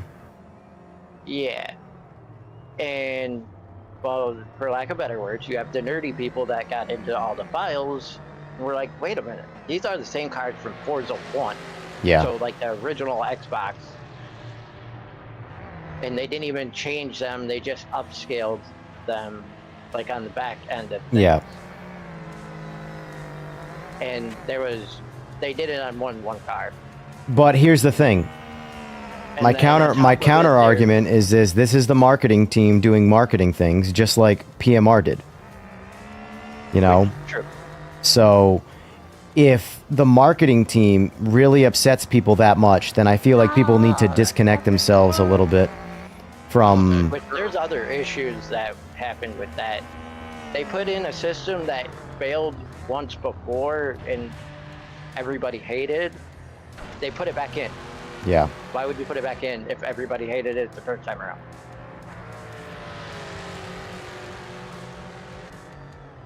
In other words, like when the game first came out, they put in like a wonky, like car upgrade money system, Yep. and Well, their I wanna money say with system that's Forza- there is pretty egregious. Like well, it's changed a lot. it's bad now. what it is. It's hard to even unlock anything in the game at the moment. That's better than what the game came out with. Yeah. That's the bad thing. Yeah, like you had to upgrade the car. You basically had car levels, basically. Yeah. And they've tried that, like I was saying, I want to say, oh shit. It was in Forza 5 was when they did it. Everybody complained. It basically went back to a normal system. Yep. Kinda like it is now in Forza. So why would you try and go back to it when you had to revert it back then? Like, it literally was the same thing, Same. I would probably point to the management again, which that one I don't know. because On at the that end one. at the end of the day, developers, if there's talent there, of course, which Turn 10, from my understanding, is a talented developer. Now, maybe I'm wrong on that. Maybe they're all terrible. But from my understanding, Turn 10 is a pretty talented crew. That's one I That- can't say for sure. Comes down to management giving ultimatums and forcing the hands of developers to make unfortunately bad decisions to attempt to stay in business. Which very well could be as well. I don't think that game has a like a microtransaction system other than the card Yeah. purchases, right? Well, regardless, what I can tell you is that game looks beautiful on PC with maxed out settings. Like, absolutely beautiful. Oh yeah, and I Um, completely agree. But the wheel force feedback is terrible. The sound of the cars is terrible. And the what was the third one? There's a third reason in there that kills it for me, but those are the main two. Other than that, though, like, the game plays great on controller, like phenomenal on controller. Which when they originally made it, I don't know if they were Planning on It was 100. I can tell you, based not? off of playing it on multiple wheels and on controller, 100% it was engineered on a controller, and then the wheels came later. There's no way that game was developed on a wheel, and then they ported it to a controller. 100% on a controller first. I need pretzels. I'll be right back. Okay. Need my munchies. Holy crap! I actually went pretty fast with this car. Are you? Yeah, you did. Your best lap was a 23.6. Evan. What was your best lap the last race? 24 something. He was 23 something. He's too far away from the mic. Are you sure he hear was? What he yelled. Yeah, he I thought he was. was in the 24s. I'll tell you what. You know, like I told you, I've been sim racing for 20 years, and this game it just feels better to me than any game I've ever driven. I like it. It definitely takes some getting used to because Well, it's different. Yeah, it's different. I'm playing on a controller where, like, we were just talking about Forza. Like, that's a controller-based game, where this is a wheel-based, kind of ported over to a controller. You're playing on a controller right now? Yeah. You know, like I said, I've been I've had a wheels since day one. I have the utmost respect for anyone that can drive these games with a controller, because I tried it a couple times and I think it's impossible. No, we're talking about Forza being designed for controllers, not Project Motor Racing. Oh. Yeah, I'm answering chat. Talking literally about. Oh, okay, sorry. But no, are you using a controller now as we speak? Yeah, I'm using one of my Xbox controllers. Well, see, he ran a 23. He ran faster than you did, Evan. I went 23-2. Well, Okay, he was. so you had 20. me by a little bit. That's still impressive. Listen, I'm better. Yep. If you need a trophy, I'll send you one. I would like my participation trophy, sir. Let's do Zolder. Let's watch the chaos. Can I do the same car? Yeah. Oh yeah, I forgot that you can actually change shit now. Yeah, that's such a good feature. Acting out. Such a good feature. This game to me now is I'll give it a 7, and I give iRacing a 3. Wow. I think you just have iRacing fatigue. No, because I hadn't driven it for years. You know what it's like though for me, you know, because I started early on, you know, and I was on there for like 10 years. Did you ever watch the same movie 400,000 times? That's kind of what iRacing is like, you know. Yeah. It really hasn't changed much over yeah. the whole. And what really, you know, what really turned me off last night was when I got that Ferrari on Daytona, and I mean the car was literally sliding around like it was on a sheet of ice, and that should just never ever happen. That's bullshit. I agree. Their tire model sucks. Oh, it was so bad I couldn't believe it. You just pull up on the bank and all of a sudden the car was just like sliding right down the hill. Didn't even have the gas on, you know, they had the brake. It's just horrible, horrendous. That TR86 handles, you know, it's got a radial tire. It's a street car and it handles better than a GT3 car. I just don't think that's possible. Yeah, there's something goofy there then. Oh, drastically bad. I still like iRacing. I would say pure fun factor, PMR is more fun, for sure. Yeah. Because the fun of iRacing, for the biggest problem with me is it's locked behind a paywall. Ranked play sucks. I'm sorry, like no offense, people who are diehard sim racers, but ranked sim racing just sucks. It's not structured enough in any game. So like I am. When it comes to ranked racing, I am essentially a beginner, and I went into multiple games, ranked lobbies, and felt like I was racing like blind people. Oh, that's how it is, yeah. And like the one dude who was ranked above us that kept trying to crash me in my own lobby. Yeah, that makes no. Oh yeah, I remember that. He pulled over on the side of the road and was waiting for me to come around to pull out and hit me. Luckily, you know, I activated my Star Trek evasive maneuvers and drove around his ass and watched him spin out and rage quit. But like what kind of loser are you to play like that? I'll tell you, a big loser. There's thousands of them.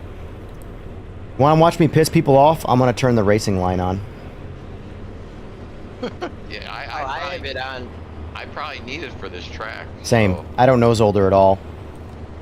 But I it's kinda crazy. remember it. People get so upset about the driving line. Like, you are no... It's weird. There's, like, this elitism in sim racing that if you have the racing line on, you are not part of the club. Can't show up to the clan meeting, I guess. I don't know. People are ridiculous, man. It's crazy. Oh, TN's game crashed. That's one down. Well, this is a 5-lapper, so... You know what else I like about the feedback is that it kind of like jerks back and forth a little bit. You know, like it feels more real. Yeah. Okay. By the way, if you ever decide to get an RS50, I detect no difference between this wheel and the Pro. Yeah. Well, I mean, I really don't. essentially, you'd have to, you know, obviously crank it all the way up and then only compare it there, but, I would rather have the less torque and the smaller overall. Like, I like the Pro, but in my opinion, they need to update the Pro. They need to replace it with a newer model. A more traditional, smaller, you know, less plastic. And not that I care about the plastic, but just you don't need all, like, the cosmetic grace attached to it, you know? Just make it, like, my Simagic wheelbase is the most boring-looking square box I think I've ever seen. And yet... it's half the size of the Logitech and has, you know, 7 more Newton meters of torque.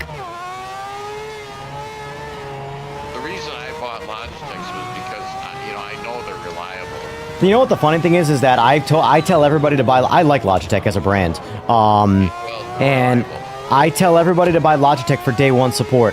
And then this game came out. Yeah, well, right. Took a month to get good support. So... I should turn the lines on. You know, I've driven about 10,000 laps on this track, but it's been a while, so I don't remember it.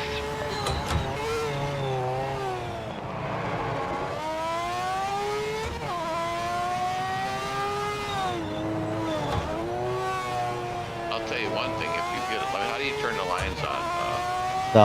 the assist? Yeah, Options and then go to assist. It's the first one.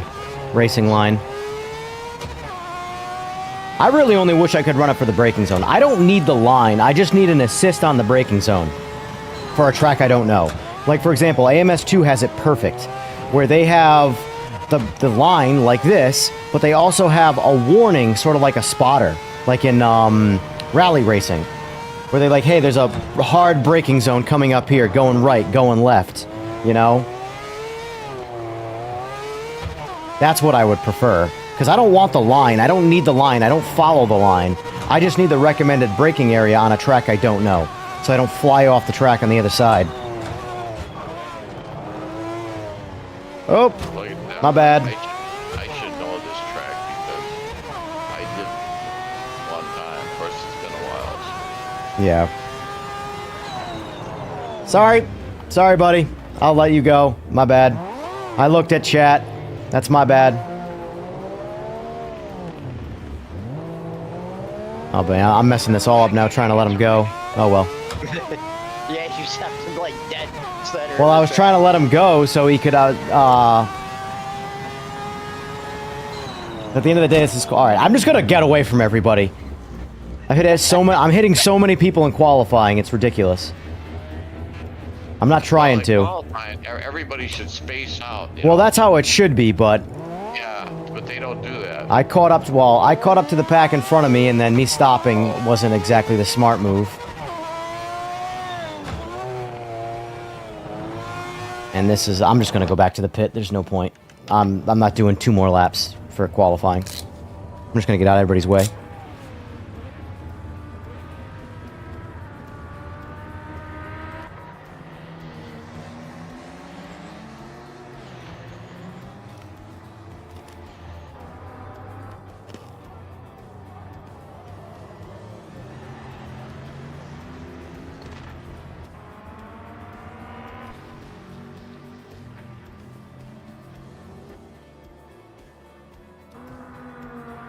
I know another guy that has PMR that would race with us.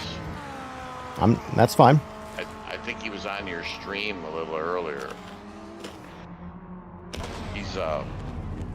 He's a guy I bumped into through.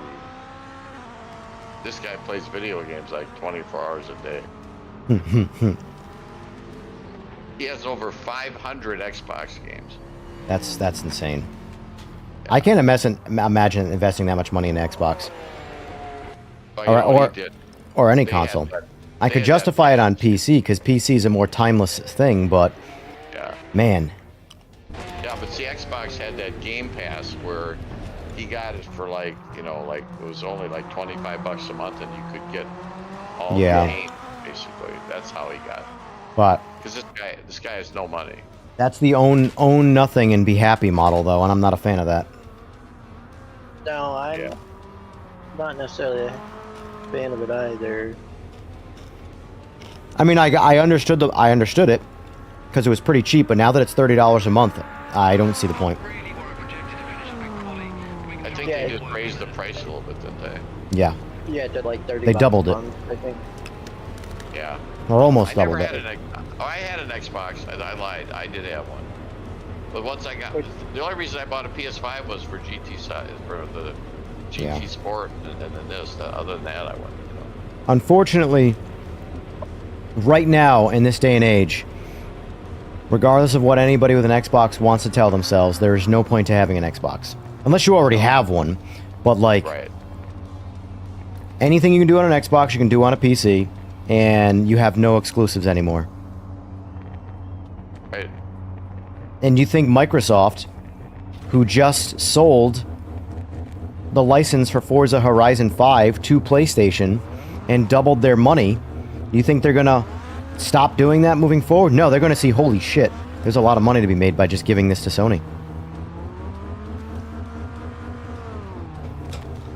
There's a Anyway, guy behind me. His car is kind of shaking. I wonder if his connection. it's connection. Yeah, it's connection. Is that wet bog? It might be. He needs a router consultation.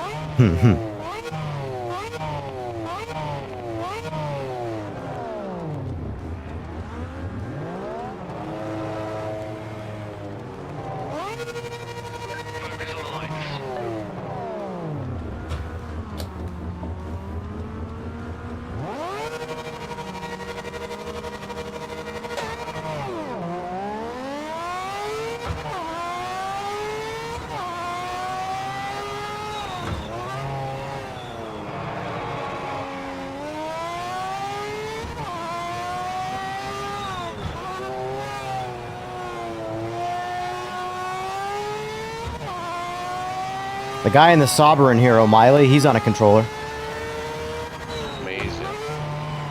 and he's pretty good.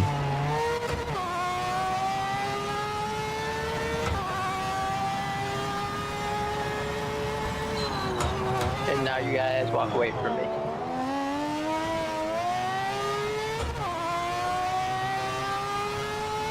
I forgot that was the chicane. God damn it.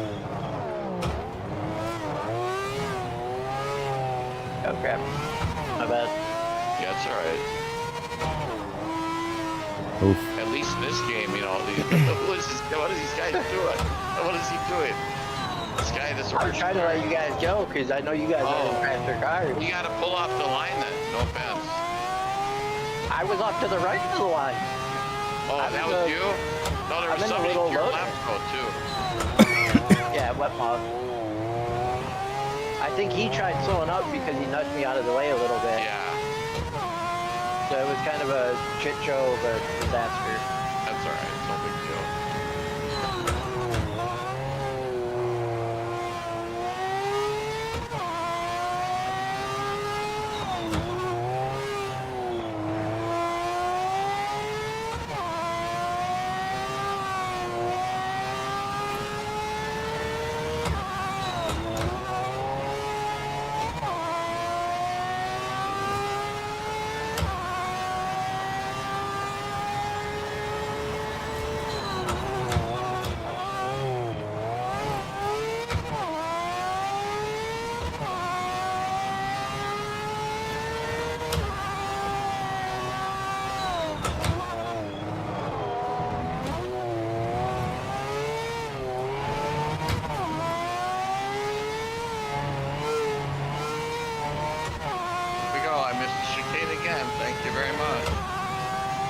The line helps for the braking zone. I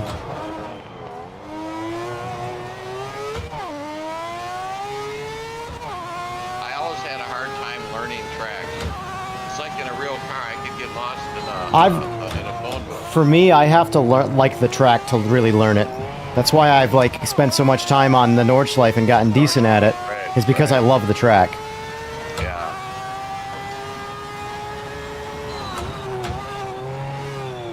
I'm very slow to learn tracks.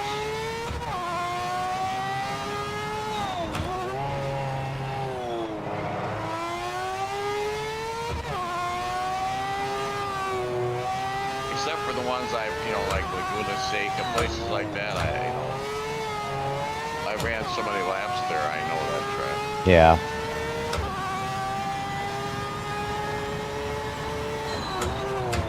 Tell you, Evan, this is my new go-to. I gotta tell you the truth. What the PMR. Yeah. It's good enough now where I can race. My it. bad, no Miley. There. I'm gonna give you the bump to go in front of me. Go on in front, I'm letting you go. Okay. Alright.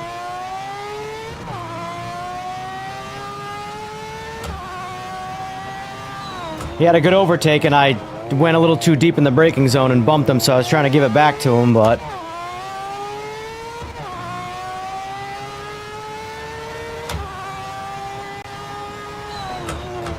Both those chicanes, I'm still missing them. What a dunce I am.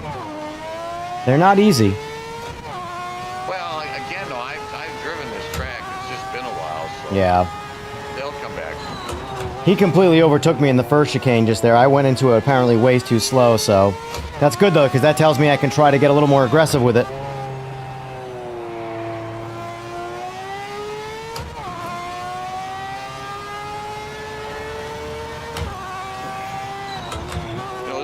This track has 3 basic tight chicanes. Alright, here it is again. Let me try it now.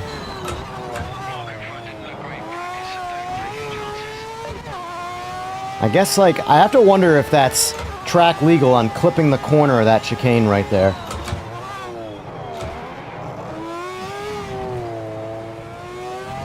I don't know what's legal, that's the problem. And I don't have the track limits on, and I've heard that the track limits of this particular track are, like, broken right now. So, I don't know what's technically legal and what's not legal. Yeah, even in Gran Turismo, there's when they release tracks sometimes, the track limits are broken. Yeah. Yeah, which is ridiculous because they shouldn't be in that game.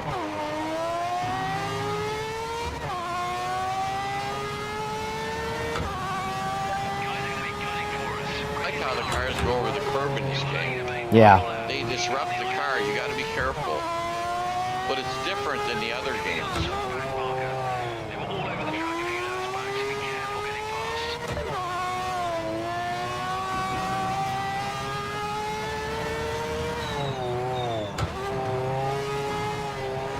Trying to read chat and drive, because I don't know what the question I'm being asked is.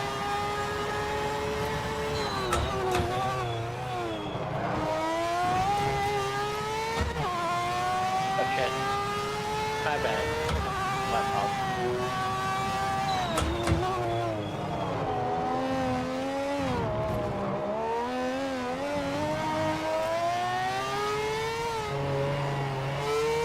It's kind of goofy where this little Lotus is way faster than the LMDH car. Like Well, it's because the LMDH cars aren't like super fast for like a straight line performance, and where they shine though is an immense amount of grip, and they don't have much grip in this game, so they're just in general not very fast by comparison to what they could be. That was definitely a corner cut, but because that's like coming out of the corner. Like I'm running around, but Miley's game crashed, he said. Sticking with Rensport till things are sorted out. Yeah, I don't blame you. I've only had my one crash still from earlier today, so I'm at about 10 to 12 lobbies now that have been good. Only one game crash.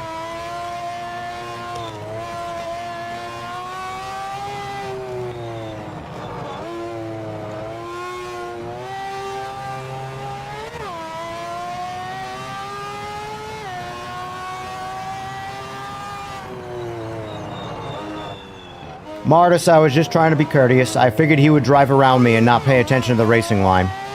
He was like a car and a half behind me, and I was just going slow to let him by. That's all.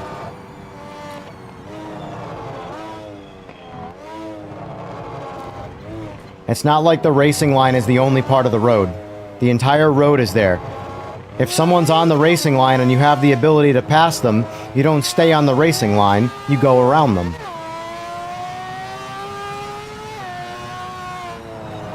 I tell you, the racing line itself creates so much, like, controversy. It's a very, very strange thing. I don't know why. This is one thing they need to add. They need to add the ability for me to spectate after I finish, so I can spectate the remaining racers, you know? Because I'm just stuck listening to my poor AI drive the car around like an idiot. Are you gonna do this one again? I can. I like this track. I just gotta learn it better. I like this game. To me, this is fun. Yeah, what's going on, guys? What's up? Hello. This is O'Malley. Yeah, I'm just for the time being, I'm just gonna stick with Ren Sport, man, because since I started playing that, I haven't had a single crash in that game. Yeah. It's already apparent that the consoles are heavily favored for PMR, and on PC, we're just gonna get, they'll get to us when they get to us. So. Yeah. Yeah. It's not bad though, but I mean, like for me, they unfortunately they broke the DLSS, but that's been the only like setback from this personal patch. Everything else so far, the internet has been. My game crashed one time in the 12 or so lobbies so far that I've done. Might even be more than that now. I honestly stopped counting, but it's only crashed one time, and that was earlier in today's stream. But yeah, they're definitely favoring consoles, and then honestly, like I think they should right now if they're chasing money, because that's where the money is, and if they need to recover, so be it. But I would, like you said, switch over to Ren Sport if Ren Sport's been fun for you, and just stick to that for now, because I will say their game runs solid from a stability standpoint for sure. I have never crashed, and I've never had that game crash. So Me either. I've ability problem. I've not had a single problem since I started playing. I'm like, yeah.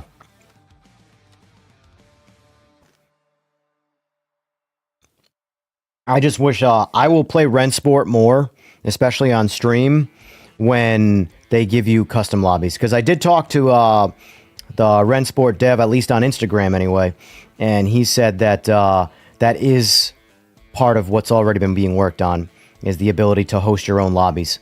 Because like what they have is solid. The problem is they just don't have a lot. It's a very limited game. It really feels like an early access game that's just really polished, because there's just not a lot of content. yeah, that's the only thing you can point to, in my opinion. It's just the content is limited. Yeah. But the content can be added. Yeah, If you for have sure. a solid foundation and the game is stable and and all the features are there, and Yep. all you just need it. I much prefer dealing with a game that all you gotta do is add content versus a game that still got a lot of bugs and kinks they gotta work out, Yeah. and track limits, and This game definitely needs, I would say, a solid 6 months in the oven to get it to where I think they promised it to be on release. Luckily for me, I'm throwing enough horsepower at it where like I can get around most of the performance degradation on PC, but not a lot of people have that option. yeah, I don't understand how they break DLSS and FSR. I don't understand how you break both. Same. Someone was so mad at me today that they posted on 2 separate one of my videos to tell me to not run frame generation. I'm like, dude, you need to go take a nap. Like, what I do with my computer should not affect your life.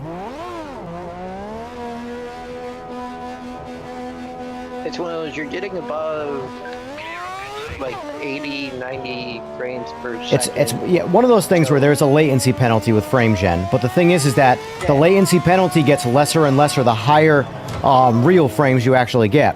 And once you get like 60 real frames, the latency penalty is almost non-existent. It's when you get down into like the low, like, 30s to 40 frames, and you use frame gen to try and get to a smooth 60, which is where you really get a latency penalty. But like, I can tell you that when I was playing Gran Turismo, Oh, let me lower my headset volume. I tested 3 laps on the Nordschleife with a slow car to kind of rule out driving anomalies. And I did 3 laps with the TV not in, or in-game mode, sorry, versus not in-game mode. And then back in-game mode again, so 9 laps total. The 3 laps that were not using game mode, which had essentially a lot more latency, I was 4 or 5 seconds off my 1-lap pace, just from coming into every braking zone and reacting late to what visually looked normal on my screen, but the reality was I was braking late because of latency. So it was an obvious driving penalty with the TV not being in game mode. Well, with frame gen on versus frame gen off, it hasn't affected a single second of my actual lap times, because the reaction time is, the latency is not there. If I turn my wheel on and turn it 1 for 1, it is literally instantaneous, the reaction time. Whereas the TV not being in game mode, you can literally see the wheel having like an elastic band effect chasing your actual wheel. So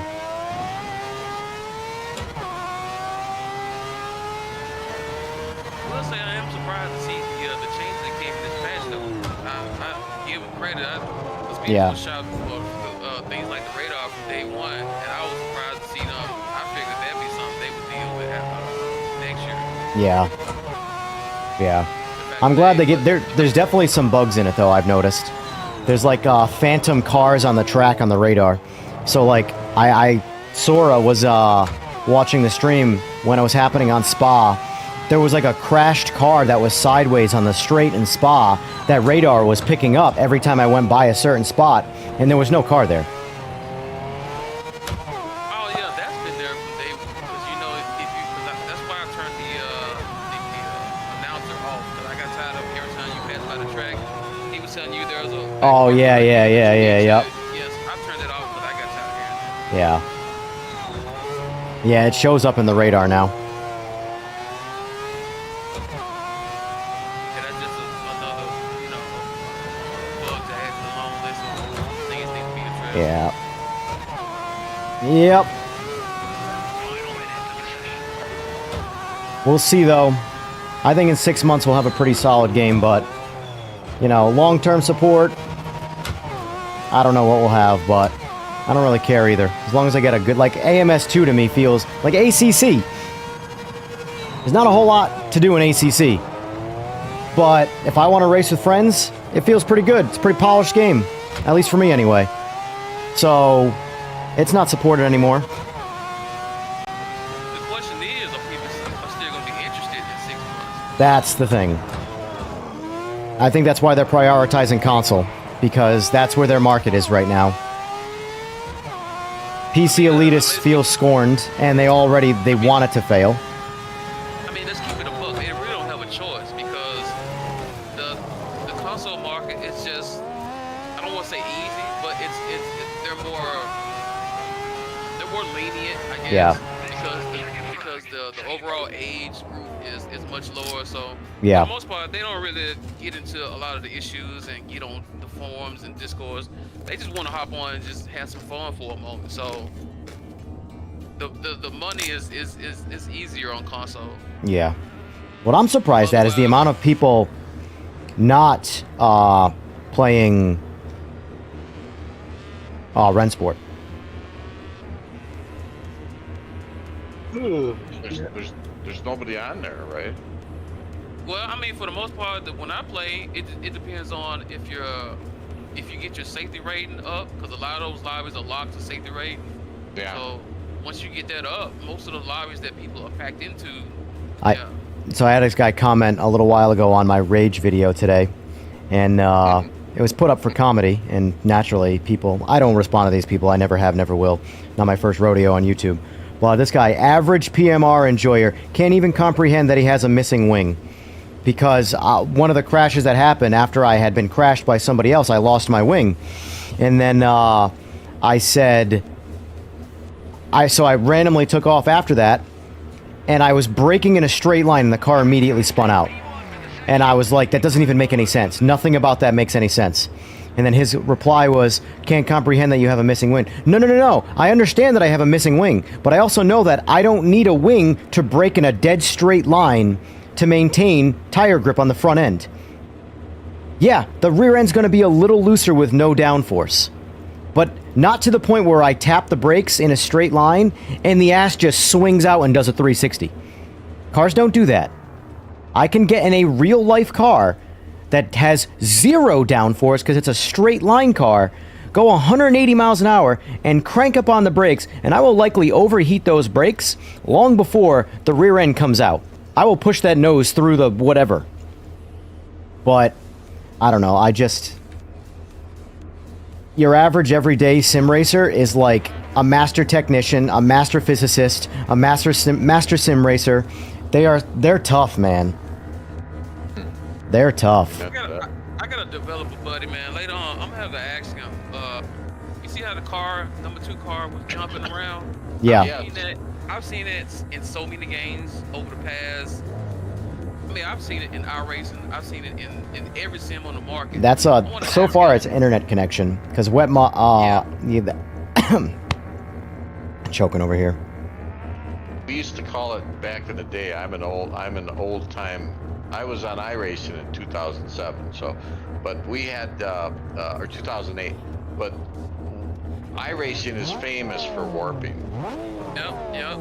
And it still is because their netcode blows. The only racing game I've ever played that I've never seen anybody warp out of is GT7.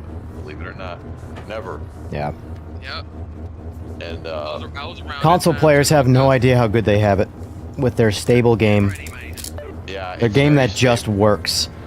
It does. Regardless of how fun it is, what flaws it might have, the fact that their game works, they just don't know. It works. It just works. So it's very polished. I mean, and like we talked about that, I put their graphics up against any PC game.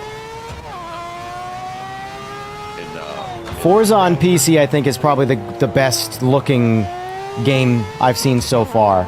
Oh. When I tried it looked like garbage on my system. Yeah, well, I've only really ever played it in its final state.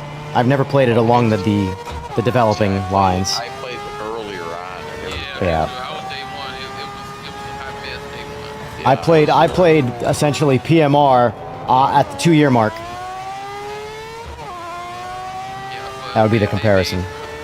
Because at one point, for those of us on AMD, FSR was a mess. It was So once they get all that sorted out, you can turn FSR on and turn on quality or DLSS, and it was good at that. Yeah. I'm telling you, this PMR, like I'm a graphics snob, and I think this game looks. Whatever they did in this update, to me, it looks better than it did. To me, visually, it looks the same, but I don't know. That's me. I mean, I don't think this game looks as bad as everybody else says. I think its visual shortcomings are more like actual problems than they are like core visual issues. But you guys hear the discrepancy in your takes on this. This is why they're not doing a good enough job of incorporating a wide enough selection of PCs the consoles are pretty static. They don't change. Yeah. They're not doing a good enough job of incorporating enough because just like you were saying that it looks better for you, and on the other side, it doesn't change for him. So there's some issues there they need to work out, and I don't think they're doing a good enough job of Well, to be fair, when they announced they were going to release it on 3 platforms, I knew right away that was going to be trouble. I mean, come on. Nobody's ever done that, really, and done it effectively. No, it's been quite a few titles done. They may not have been, front page news, but it's been some titles that have done it and kept the graphics somewhat humble. I mean, you don't have a choice to because developers, publishers are not going to allow you to max out the settings and put out the best looking game on PC while the consoles can. They're not going to let you do that because it's going to look bad on consoles. It has to be level for everyone. Hey, Evan, so you want shut DSLSS off? Yeah. Either run TAA or run DLAA. DLAA looks better, but there's more of a frame rate penalty. Those are texture no. Are you have an NVIDIA graphics card or an AMD? I have a 5080. Oh, okay, then yeah, I would run DLAA. TAA is better if, well, I mean, if you have an AMD graphics card, you have no choice. But, Pretty much. TAA will get you slightly, about 10 or so more frames, not a lot. You keep But- the depth of field on? No, I turned that off. There is also, first of all, I hate depth of field in general, but for some reason in this game, it's a massive frame rate penalty to run it on. I don't know why. In every other game I play with depth of field, it's like a filter that has zero effect on performance. In this game, in the menu alone, I lose 30 frames. Wow. Yeah. So where's the TAA setting? What is the specification for that? The what? You said TAA. What's it mean? That's, It's under the graphics tab. what was it? No, I know. I'm trying to remember what it's, I think it's anti-aliasing is what it's under. Oh, okay, got it. Yeah. If you can tolerate the frame rate, run DLAA. If you can't, try TAA. And I don't think there's any frame rate penalty between TAA and no anti-aliasing. Problem with TAA is it's a lot of artifacts. Yeah. I'm still confused, Evan, because under my texture filtering, I have anisotropic. Yeah, that's filter. You want that at 16. That's just filtering. Okay, so That's not anti-aliasing, is what you're looking for. Yeah, I don't see it. Well, but never mind. Further down. Yeah, I had it off. Oh, if it's TAA, you want me on? DLAA is the better one. I'm there. I had it off completely. It looked okay to me. Oh, recovered sort of. What was I gonna say? And I'm running this on a, believe it or not, I'm running this on this is a 48-inch OLED TV. LG. Yeah, it's an LG. Yeah, that's No, all. No, it's not an LG. I have Oh. an LG. I didn't think it.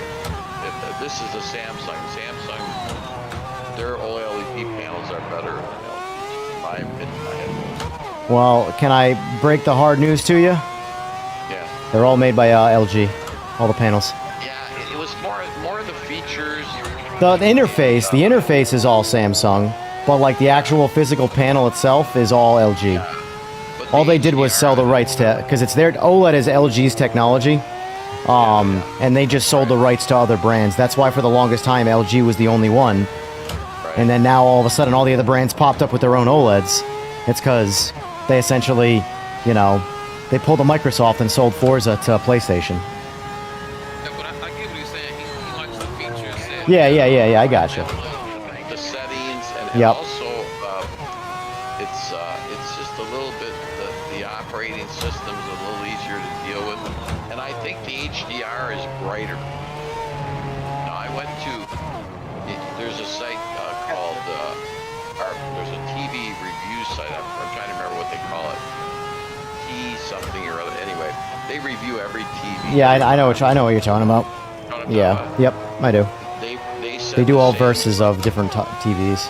Yeah, they said the Samsung looked considerably brighter in HDR. So it depends on the year of the panel, because the one outside of burn-in, the one panel flaw of OLED is it's not very bright in a max brightness scenario. So every year of the OLED panel, they've been working on getting them brighter and brighter. For example, Yeah, right. I just sold a 48-inch LG C3, which is the 2023 model. The TV I'm playing on right now is my big one, my 83-inch C4, LG C4 OLED. And then the one I have downstairs in my living room that I got on Black Friday is a 65-inch LG C5. And the C5 you can see is clearly brighter than the C4 at max brightness. Like it burns your eyes out. And you can see even though it's a bigger TV, it was brighter than my 48-inch. But I sold the 48. But Yeah, I'm a huge, like, I am broken by OLED. I can't stare at anything that's not an OLED now. It's a total, like, you know, first world problem now. Pretty clean, yeah. I mean, this one I have, I really like. See, I had the first LG, what was the like you said, the LG one. Then I think I probably had the 2. I never had the 4 or the 5. Yep.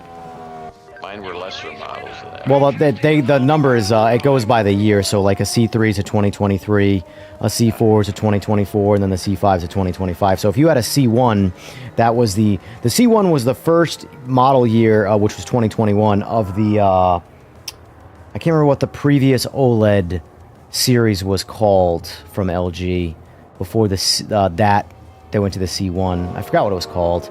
It's like CS or something, but either way, yeah, no, they get considerably brighter every one, but overall, though, the OLED, you can't go wrong. You buy a modern day OLED, and they're all. I can't, like I said, I can't look at a non-OLED now. It drives me nuts. Yeah. Well, I'm a sicko. I started on eBay in 1998. And you know how many feedbacks I have on eBay? I'm scared to know. 2,300. Jesus, man. and half of that stuff, you know, I bet you there's 1,000 people that never gave me feedback. Yeah. eBay, man. Woof. I'm a professional buyer and seller, so I've had like all these wheels and shit. I've had every one of them. My effort in selling things is I ask a couple friends if they want it, and then I hold on to it forever because I refuse to try and deal with selling things. I hate selling things. Yeah. Yes. I'm telling you, this RS50 is I already large. backed out of the lobby though. Okay. Yeah, RS50 is a badass wheelbase. Honestly, like, it really does kind of, like, make the Pro sort of irrelevant. I really think they're going to replace the Pro next. They're going to replace the Pro with my guess is they'll do their new Pro model will be a smaller footprint, like 15 or so Newton meter base to go right up against the DD Extreme or whatever it is. Whatever the 15 Newton meter PlayStation compatible Fanatec is. I couldn't tell the difference. You know, I really couldn't. You know, most of the time those stronger wheels, you turn them down more so they don't overheat. Yeah, well, it depends on a lot of it too. Is the game, for example, I run this game at max 18 Newton meters, and the only time I get anywhere near 18 was when I hit a wall or something and I crash and it rips the wheel out of my hands. But like basic driving usage, I doubt I get over 12 at any point. You know, and I think the RS50 has a more constant upper end force. It feels stronger across the range than the Pro. Without like trying to go into the nitty gritty of like the details and stuff, I want to say the RS50 is a better base just with lower torque, which is why I think the. I haven't tried. You can change the track now. Can you change the? You can change the cars and all that. I can change everything. Yep. Yeah, it's pretty nice. That was a, you know, should have been day one feature, but not a big deal that wasn't there. But it is a lot nicer to not have to do that. But see, right there is the problem. I've been trying to explain to developers. Yeah, no, that is a big deal to a lot of us who. The difference, look, I get it. You're developing the game. You don't have time to sit down and play it like we do. But it's a big deal to not be able. I mean, you guys have been playing this as long as I have. How many lobbies have you seen that you get 12, 15, maybe a lot of people in there? Yeah. And guess what? Everyone leaves because you can't change the lobby. It's a big deal. It ruins the whole. You might have a really good lobby of good people racing together, and we just want to go to the next track, and we can't do that. And so, no, it is a big deal. That's what I try to explain to developer. A lot of the things that they think are insignificant are really big deals to the community. Yeah. Yep. Yeah, we'll see where they get it to. Evan's going to start a league, and he's going to. I'm probably gonna start an iRacing league first because I don't think this game is. I don't think this game is legalable yet. Actually, I know it's not legalable yet because we've officially got it to where if I'm making a lobby, I kind of don't crash, but there's still enough people that don't make it in. So Yeah, but we don't know if those guys, like that one guy, he admittedly had issues with his router. yeah, I mean that is a thing. That is a thing for sure. Me tonight, I got in every race. I didn't have any problem. Yeah. You know, we could do at some point in time. Just stop and start and stop and start and see if it crashes. Or is it dependent upon how many people are entering and that kind of thing too? I honestly found no real.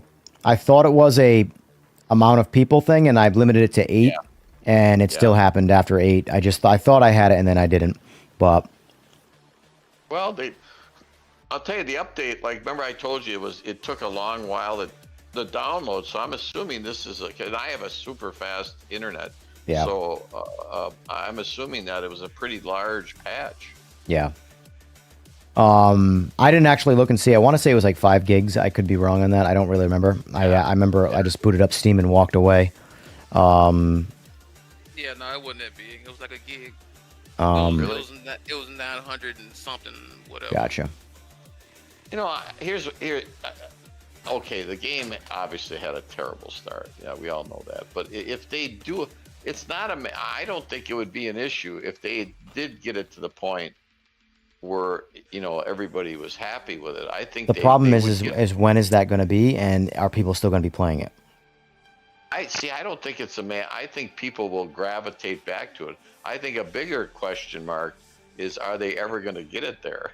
Yeah. That's what I think is the bigger question mark. Well, I can say this. There are way too many people that hate Ian Bell and are just way too emotional with a lot of their thinking that I think Ian Bell needs to, in the interest of his own company, stop saying things online.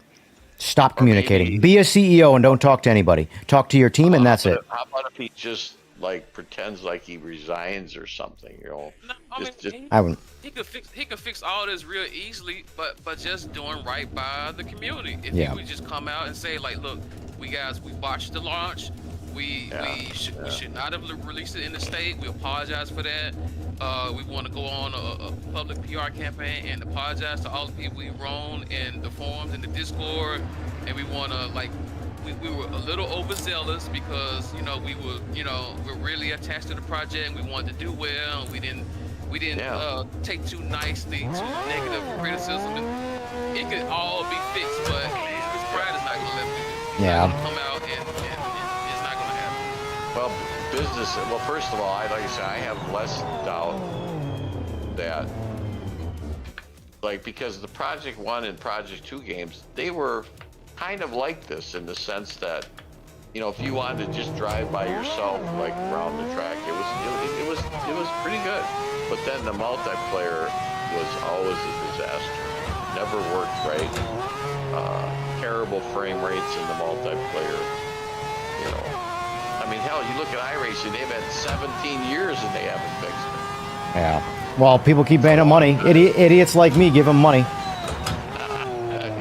I am to blame. I am literally the problem with iRacing. I'm not going to lie. I won't sugarcoat it. I get where you're coming from because, you know, anyone that likes to race, like, you know, you're starved for something that you can have fun with. Yeah. And, I totally agree with you. Like in iRacing, it's not fun.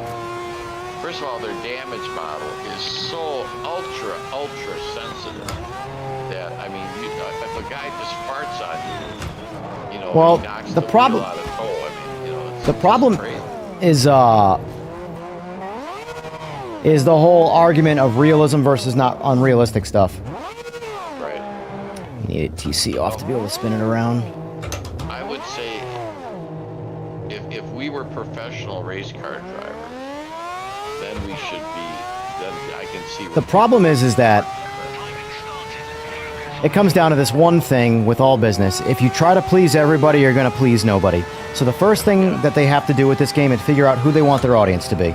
Number one, are you chasing the casuals? Do you want the casuals to feel like they have a good quality sim with casual-like features where you can turn off all the realism stuff and just enjoy the game, which, honestly, that's more about what I am. Or are you trying to appeal to the iRacing, you know, clan members that think that they are the next coming of grace, and no one belongs racing with them. So who do you want to go after? Who is your audience? In my I don't think they ever considered yeah. capturing that. I think they always planned on it being in the middle of the road. They knew from day one that they were never going to pull away people from iRacing, ACC, and even now on Le Mans. They knew right from the jump they're not going to pull people. In my opinion, they messed up then by adding GT3 and LMDH at the last second. Because there's clearly, and even Wetmog said it in chat, he can't get over how the Group C cars handle so much better than LMDH. Well, it's because the Group C cars were built long before the LMDH cars. Right. Exactly. I saw an interview, and they said that all the new cars in PMR are the ones that They should have really. Bottom line is this: left the old ones in. leave the old ones out. Focus on that. Focus on less content on launch day, but more stability and more dialed-in game. You're not going to pull in the audience of the people that are the die-hard GT3 and LMDH guys, but later on, release those classes as a polished class, and now you might get the content from those guys, or the money from those guys. But trying to put too much in on day one, well... Yeah, but then the flip side of that coin is like when, like in GT7, for example, let's say they announced GT7, they said we're going to have 400 freaking cars, right?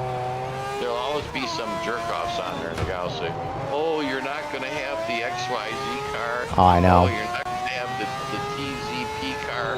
I mean, they want literally like, oh, I drive one of the, I have this car, I want it to be in the game. They don't understand by diluting by having more cars, they're diluting the quality. Exactly. You don't need that. The best racing game I ever played was a game called Mario Kart? GTR2. Yep. No. I know. GTR2 was excellent, and I'll tell you why. It was. Because they kept it simple. Yep. There wasn't like 4,000 different cars and all that shit, and it was really fun. That was a great game, believe me. Yep. Yeah, so this Die 72 guy, if you're watching my stream, he has a bad internet connection. Look at his car. Is it popping? It's hopping up and down. Yeah. Well. Yeah, a lot. Yeah, I had a lot of fun at GTR too. That game was great. Matter of fact, most of the guys who I know for the past 15, 20 years, we all met in that game. Yeah. An awesome run. Second in qualifying. That was a tremendous game. And I don't know, you gotta have in that game. And don't forget, back then the internet was nothing like it is now, but we were still able to run online. Well, and I want to know how much of this game's server instability is the servers on their end versus the actual games that we have. It's a good question. Because it feels to me, And then, ironically, parts of this game was based from GTR, so. Yeah, who knows? Obviously it's a very complicated thing, so.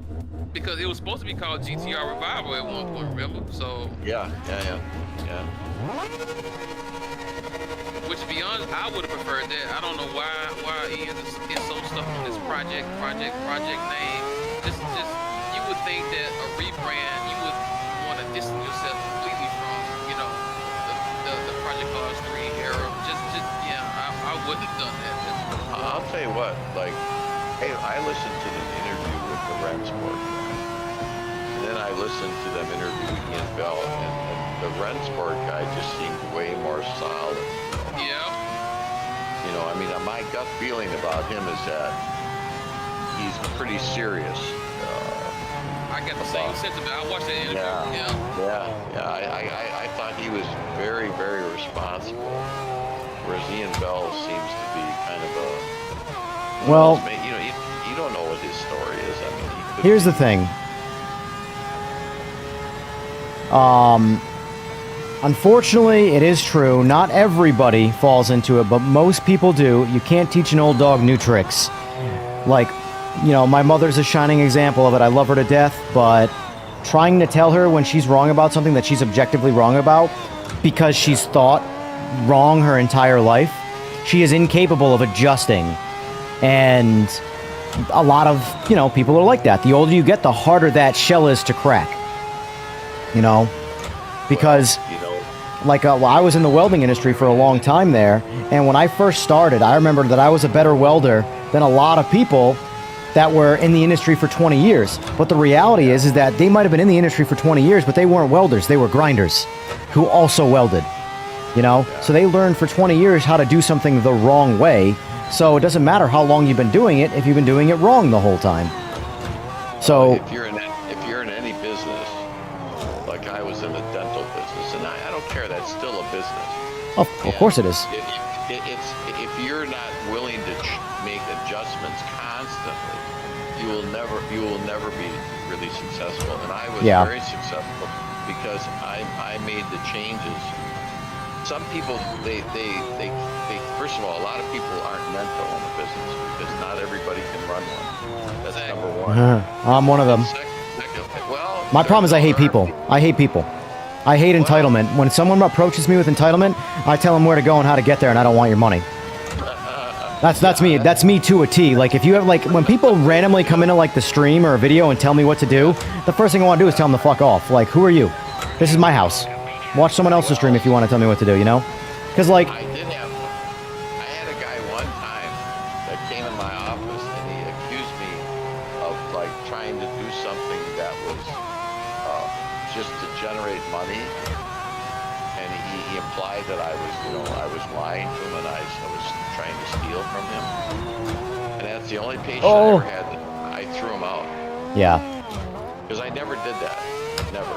And so when I said, Mr. Whatever, Mr. XYZ, I said, you have crossed the line. He said, what do you mean? I said, you are out the door. But yeah, you got to be a little bit diplomatic. You can't just be, you know, I mean, when you're in business, they're giving you money, so you can't just piss everybody I agree. off, you know? The biggest... It takes the right temperament, man, in all aspects of dealing with people. Because at the end of the day, it's a symbiotic relationship. You can't survive without their dollars. That's right. And they don't get the services needed until you provide it. So there has to be a certain amount of Look at it this way. Look at it this way, Evan. Do you think I loved all the patients I treated? Of course not. No, but of course not. Kind of, you just act like, you know, I mean, it's not that you're, you know, you're gonna like drool all over them, but you just have to tolerate it because you know, there's a lot of like pulling teeth, pun intended. yes. Well, we prefer to call them extractions. Of course you did. No, I did, but I was a welder, but I was actually a metal fusion specialist. by the way, I got something right up your alley. I was watching on YouTube the other night. You remember when Ayrton Senna crashed at Imola? Yeah. You know how that happened? No. This is interesting. You'll find this interesting because you're in the metal business. His Used to be, car- anyway. Well, no, but you'll get all this. Yeah. His steering wheel was too close to the perimeter of the cockpit. Yep. So his hands were rubbing on the sides of the cockpit. So the night before the race, this is for real, they decided to extend the steering column shaft about, I'm going to say it looked like it was about maybe 12 inches or so. Yep. That's a lot. And the way they did it, but the way they did it was they made a cut and then they created a sleeve and they welded it. And you see what happened is that when he got to that corner, that connection broke. So he couldn't turn the wheel, it just went straight into the wall. Yeah. And it was the night before they changed the steering column and the That's guy who brave. did it There's a lot of force on that for a single beat of weld. Well, who knows? I mean, don't get me wrong, a single beat of good weld will hold a lot of force. But, like, biggest thing I've learned, now I'm going to give them the benefit of the doubt and assume they know how to weld. But the biggest thing that I learned in welding that people constantly make mistakes on is they weld too cold. And because cold is easier to weld. It's easier to lay down a pretty looking bead, but you're getting so much less fusion that because essentially from welding too cold, you're not penetrating. For example, preheating the metal is part of welding. Preheating allows the metal, essentially everything's just hotter. You get more penetration, and the same size weld, it might look the same on the top, like the actual bead might look the same, but the actual depth of the penetration is far deeper into the metal. This could have been a welding issue in addition to a... And also, and for me, it also sounds like kind of a stupid issue. Like I would have gotten a new steering shaft that was the proper length. I know they probably did it in a hurry, but... No, you're exactly right. That's what they should have done. But I mean, it was sad that that's the way he went. You know? Yeah. I mean, that sucked. I mean, that was bad. But so another guy. You talk about people in the sim racing industry. I told you when I had my contact with Thomas Jackemeyer from Fanatic, right? Yep. I mean, that guy is an idiot. Believe me. He had a lot of issues, and it's sad because he got the jump on everybody, initially. Yep. And he just fucked it up. Yeah. I spoke to him personally, quite a few times, and he had good vision. He had some good ideas for some of these products he came out with, but just never. You know what he did? Did you know what happened on that Friday, that Thanksgiving thing? No. What happened was he was to the point where, he was in debt, and so he took a whole shitload of orders for Happy Friday, or what do they call it? The day after Thanksgiving, whatever Friday it is, Black Friday. And he took like a shitload of orders, but he didn't have any of the merchandise, and he collected the money. See, these people paid him up front. Yeah. And then, of course, he went south with the money.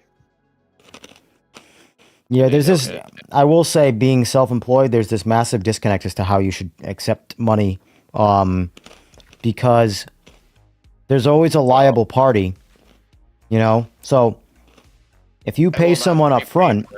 Yeah, I don't do that. The problem is that with labor, there has to be some kind of, for me, it's 50%, depending on what I'm doing. I totally Because, like, if I finish the job and all of a sudden I've been burned too many times where it's like, you have to do that. And I tell people all the time, like, listen, you don't have to pay me.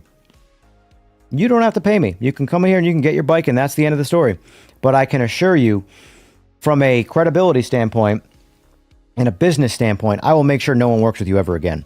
And you are out of luck. So you're not just not paying me. You are essentially black flagged from all of, the shops that have any kind of sentiment with me. If you get 50%, does that cover your cost? Well, it depends. So my thing is, I make everybody. I don't cover any parts up front. I will never do that. It's not my obligation. I am a yes, 100%. Now I can get them if I'm a dealer. I'll get them a discount. That's fine. But when it comes to components for you know how many carbon wheels I deal with on motorcycles? You got guys paying $6,000 for 2 wheels on a motorcycle. I am not fronting that. Sorry. No, can't do that. I'm not even fronting, a couple $100 because if it's something I have on the shelf that's like oil or something, yeah, that's a different story. But that'll just be factored into the bill. But when it comes to having to order parts to start your job, you're paying for that up front. I'm not a multi-million-dollar or multi-$100,000 organization. I am a solo. But I don't think anybody that practices good business would do it any other way anyway. You can't, unless you want to go out of business. Right. You can't trust people. There's no way. I've had people. When I have a good one, Tien. Sorry. Is he done? Yeah, he's getting up. He was just saying bye in the chat. Oh, bye-bye. Oh, okay. But I had people that would swear were model citizens.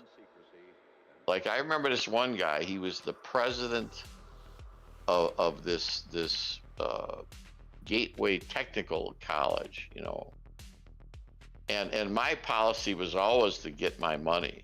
I mean, if I didn't know somebody, I never gave anybody credit. You know, if I knew Yeah. if the person had been coming to the office for 20 years, that was different. But because you knew they had a history. But this guy came and I said, oh, he'll be okay because he's the president of the university. Guess what? He's probably the cheapest one of them all. He stiffed me. Yep. You can have people that have millions of dollars stiff you. Oh yeah. Yep. All right. Well, how do you think they got there? They didn't. No, You think that's not always the case. Not all of them, but here's the thing. Everybody always talks about the American dream is to be, you know, successful. The American dream is actually to be successful and do it honestly. Because I did. let's face it, there's a lot of people who are very successful off the backs of other people, you know. Well, that's true.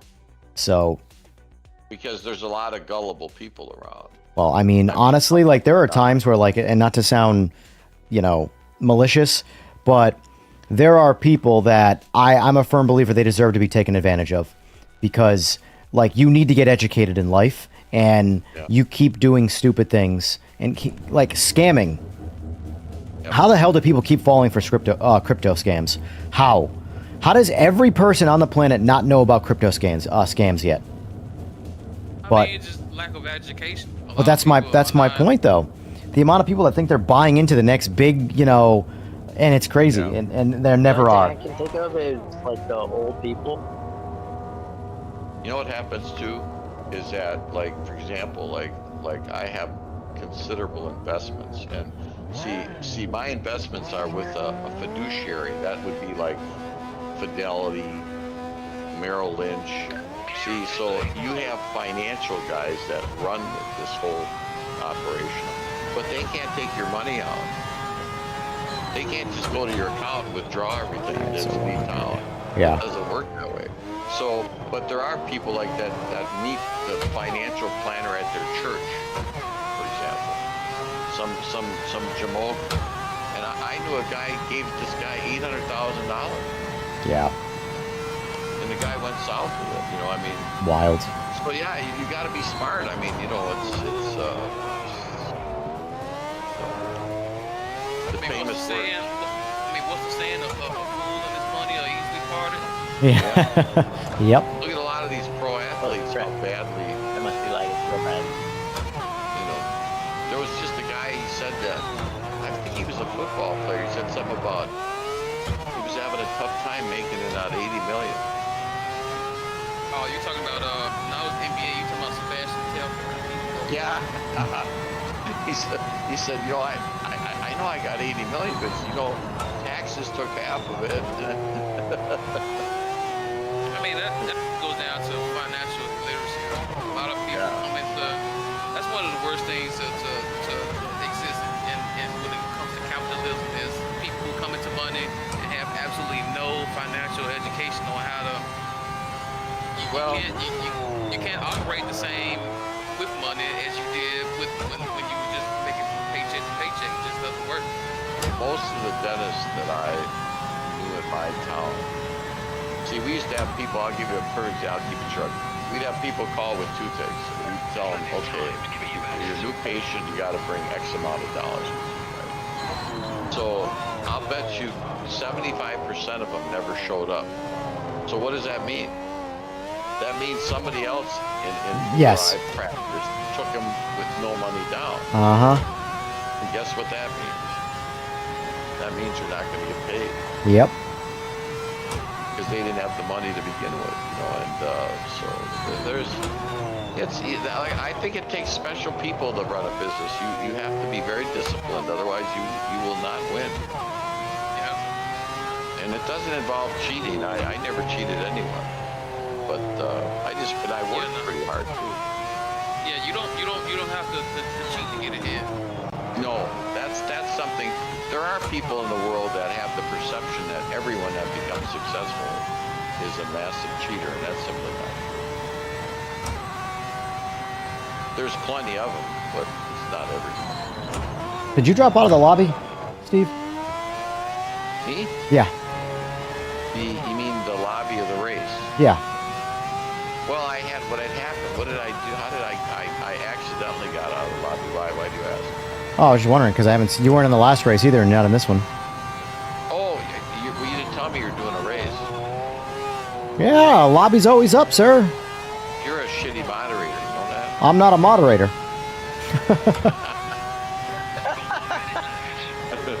right, well, I'll get in there. Yeah, pretty small. I can't be good or bad at a job that I'm not doing. All right, I'll start one up after. I'll do one more race after this, and then I'm gonna get off. Do one more, yeah. Then you know, guys are keeping Grandpa up late. You know. Yeah. I got my grandson. He's off of school for the holidays, so he's coming over. Yeah. You know, my 6-year-old grandson. You know what he plays? What? He plays Fortnite. Yep. Yep. And he's actually pretty good at it. He's better than I am. Not that I'm not good at those games, but he's pretty good. And I don't aspire to him to be a professional video game player, but Right. you know, but nevertheless, you know, he does good in school, so Yeah. we'll let him do that. It's pretty Yeah, funny. unfortunately, he's probably missed the Fortnite bubble. I know. Yeah, he doesn't. If I'll He's tell you only one a thing, little if I ever had a kid, which that's likely not coming, but if I ever had a kid, they would be trained to be the world's greatest digital athlete. They would master every game by the time they could speak. You know, a lot of these things, like for example, my forte was, you know, besides my business was, I was always a very, very good at sports, like golf. I was the #1 amateur golfer in Wisconsin and stuff like that. Nice. I mean, I was always really, really good at stuff. But you see, don't assume that your kids are going to follow you down that road, because that didn't happen at all Yeah. with me. Yeah, I mean, you can encourage them, but at the end of the Oh day, yeah, they had all the opportunities. See me, I just had this.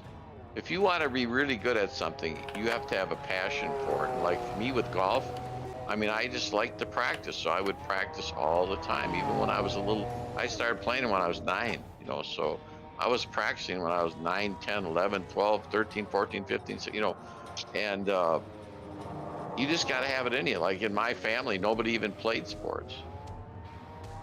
It's just I played all I the don't know. sports, but was not really good at any of them except for baseball and wrestling.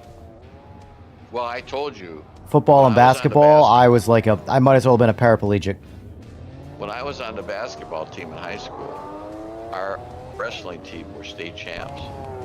And of course, they used to go in that sweat room, Oh yeah. right? Yep.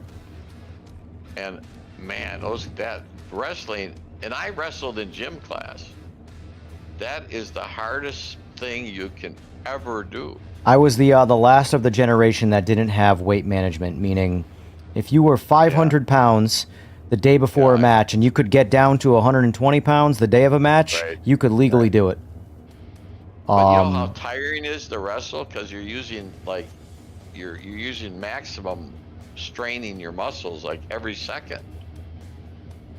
I mean, and so but I remember you telling me you didn't have to get your weight down much. Some of these guys had to drop like 20 Oh no, pounds. I had to get my weight down. I absolutely chased my weight. I just didn't What do was it. your natural weight? So my natural weight in high school, well, once I was, post puberty, was about 140, 145 pounds. What I weigh right now, and I wrestled junior year 119.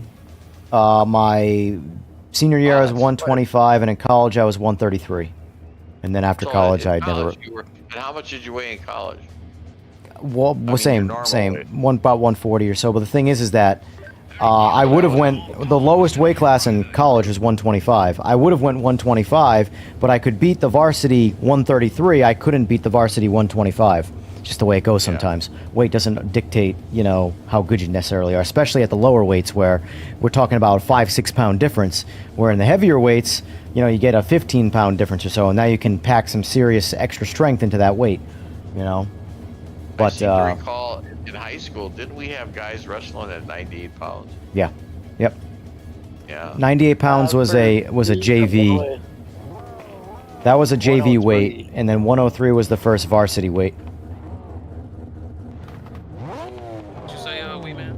Yeah, because the lowest for us was 103. Yeah, 103 was the lowest varsity weight. Yeah. 98 was a JV only weight. really one wrestling team. Yeah. The training was for wrestling is brutal. It just is. You don't gotta tell me. I've lived it. I mean, I remember, you know, the basketball court was down below, and then the sweat room was like kind of on the upstairs on the balcony, you know. Yeah. And you'd see those guys coming out of the you know, after their practice. I remember we lost the national champ to basketball in high school. He was at our school. Yeah, it was a friend of mine. He was in our school. He was a national champ before high school, and he played basketball instead of joining the wrestling team. We're like, dude, what are you doing? You have no future in basketball. In fact, you suck at basketball. Why? You would run through the state so easy in wrestling. Yeah. Well, you know, But to be he- fair, wrestling wasn't a very cool sport. For him, it was his father. His father was very strict on him, so he wanted no part of it. Yeah, the Sauber is so fast. My God, I chose wrong. All right, Oh, so where shit. you at? Lobby's up right at the moment. Right? Yeah. I see it now. Holy shit. For some reason, I'm getting a fuck ton of lag. Yeah, there's a lot of guys lagging here. The Sauber that's driving away from me is driving away from me at 15 frames per second. Did you Yeah, start like the race that's- already? Yeah. We were already in the race when we said that. Yeah. I am totally messing this up. Just go.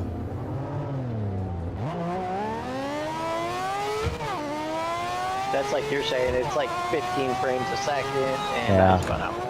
Because I'm just not paying attention. I'm totally not ignoring the braking zones. Honestly, I have like Monza fatigue. I don't know why I chose Monza. Figured I'd switch it up.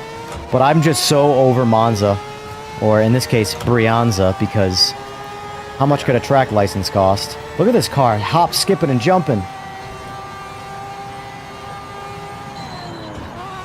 And there's not any. There's only 2 races that are.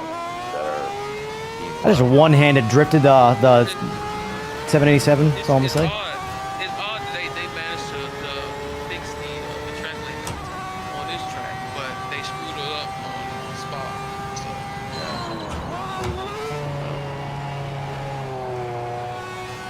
I wonder how many staff they're down to, because I remember they were bragging they had 75 people. I wonder how many they have now. I mean, the question is, how far does 75 people go in terms of depth? Meaning, is there a guy, is the guy who's posting on Instagram and only Instagram, is he one of the 75? Or is that 75 like, damn it, I don't know what I'm doing right now. I'm just, like, completely missing braking zones on Monza. I'm checked out, that's the probably problem. have. I wouldn't put it past them to be down to a third, honestly. Yeah. Yeah, I wouldn't either. Well, they're obviously, you know, I don't know what their financing model is. I have no idea what these games cost. I would think that they've got to pay Sony a fair amount of money, right? I don't know. To get the game on their platform. I don't know. I can't imagine it being free. I just can't, it's weird to me that of all the tracks, Monza, like, how expensive could Monza be to pay for the license? No clue. Well, I mean, Like, to me, that's a bigger red flag than the developers getting let go, that they ran out of money. Well, I mean, here's the real head scratch. Is because me and a bunch of guys, we debated this when we first saw it. Usually, when it comes to legality issues like this, because they did it in Project Cars 2, there was a track called Sakito, and it was their version of Suzuki. Yeah, right. I remember that. Yeah. And you could tell that it was meant to be, you know, like Suzuki, some certain turns were the same, but they had to change up enough of the track to avoid legality issues. They didn't do that in this case. These tracks are 1-for-1, you know, the actual track, and then all they did was change the name. So how did they? I mean, one guy suggested that maybe they discussed that particular track they did was full order. They were like, look, as long as you change the name, we're not going to sue. But certain other tracks, they're not that lenient. They're like, That only could give be. me a D. That makes Because sense. that's the only thing I can think of that makes sense why these tracks are 1-for-1. It's like, anyone who's ever been on Monza knows that this is Monza. But all they did was change the name. Like, so that's the only consensus we can come to. Yeah, They and I think agreed that makes that- sense. Yeah. They agreed that as long as you change the name, we're not going to sue them. It'll be fine. Right. Hey, Evan, did you notice any weird shadows on the windshield when you were driving? I've noticed weird shadows in this game since day one. Weird shadows are my biggest visual complaint in this game. What I mean, you'll be driving and you get this garble on your windshield. Yeah, there's a reason why I'm using the bumper cam right now, because I'm kind of exhausted from the windshield anomalies. Yeah. There's a lot of anomalies that appear on the windshield. So I know realism's a thing, and you want like realistic debris on a windshield, but like I don't want to deal with a dirty windshield in a video game. I'm sorry, it's just too much. We're like, what are we doing? This shit is not real. Stop trying to make it that real. But I am definitely in the minority here. That's for sure. tomorrow. Probably. I'll probably take a break from this because I got to juggle games, you know. I mean, eventually I'm going to be tearing into Forza Horizon 6, so... Yeah, but that's a ways off, isn't it? I mean, I don't know. I mean, you don't know until there's a date, and actually not even until there's a date. Until the game's released, you don't know. Look at You GTA. race in that game, or you just drive around? the No, it's racing. It's a racing game, but it's an open world racing game. But I'm hoping, since Microsoft devoured Motorsport and turned 10 into the rest of Horizon, I'm hoping Horizon gets a bit of a course correction to be a little bit more, you know, racing centric. Now I don't care if it's arcadey style racing. Racing is fun regardless. But like Forza Horizon 5, man, it's such a miss in terms of the racing. But Forza Horizon in the past has been a lot of fun in the racing side of things. You're really missing the boat on NASCAR 25. Listen, I got on that boat and dove in the water and swam back to shore, trust me. But that's an iRacing product. Oh, it can't be bad. I knew that game was going to be bad with just how they were relying on the back of iRacing branding. I knew that like, oh, iRacing. Oh, okay, they're going to be this game's going to suck. Because they're relying so hard on the iRacing name to advertise that I saw right through that smoke and mirror. Still bought the game to give it a shot, but proved I was right, and I got my refund back from PlayStation after playing it. You bet your ass. We weren't taking the money on that one. I'll have my wife call him. She's good at bitching. What's the time frame on getting a refund on the console? 14 days, and you can't download it. But that's for the automated one. Now, if you aren't someone who does refunds a lot, you can speak to someone and fight your claim, and they can refund you. Like, I played the game. I put, I think an hour and a half into it before I'm like, all right, this game's a piece of shit. I'm not waiting for patches. And I spoke to someone, and they granted me a refund. But that's not common. That's not a guarantee. Whereas the 14 days and never downloading it is a guaranteed refund. But it's really hard to know if a game sucks without downloading it.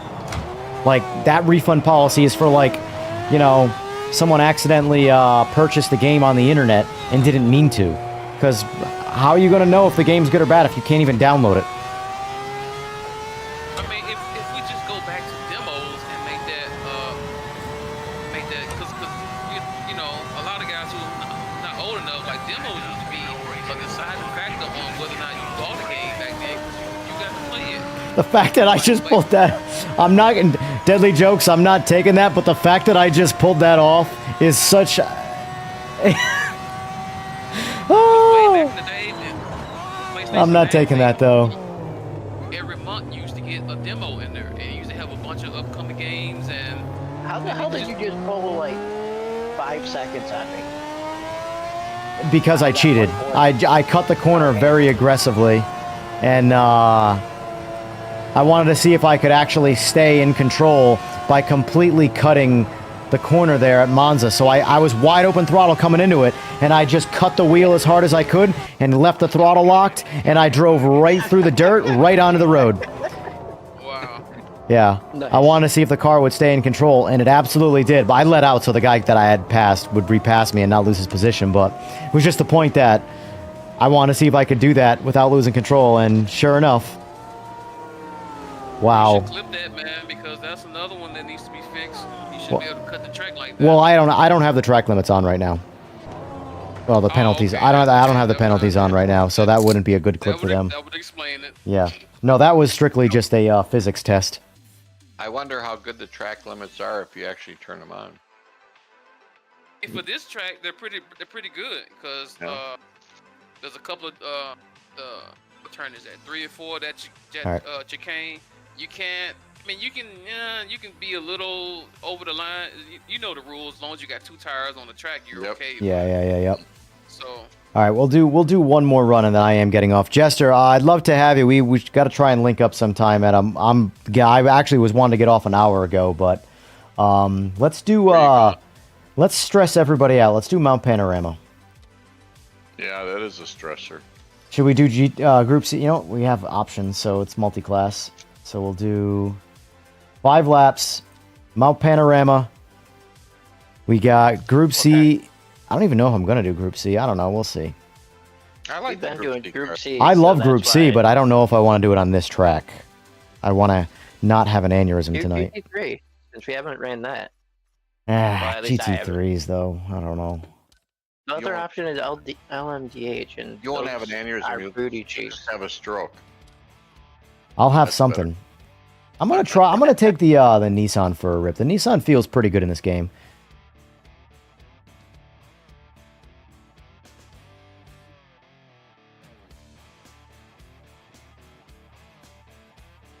What game did I get a refund on? NASCAR 25.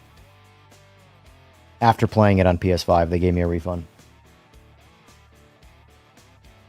I kind of like the Shell Porsche, to tell you the truth. I think I'm going to go with that.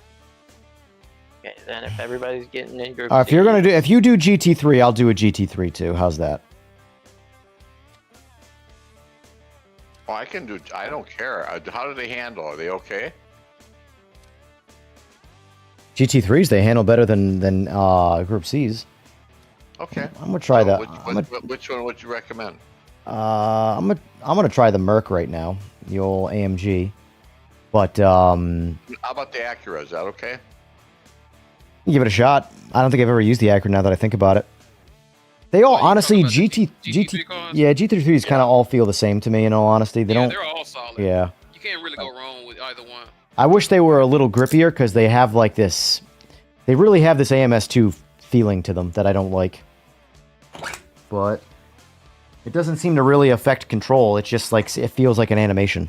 It's kind of like AMS2.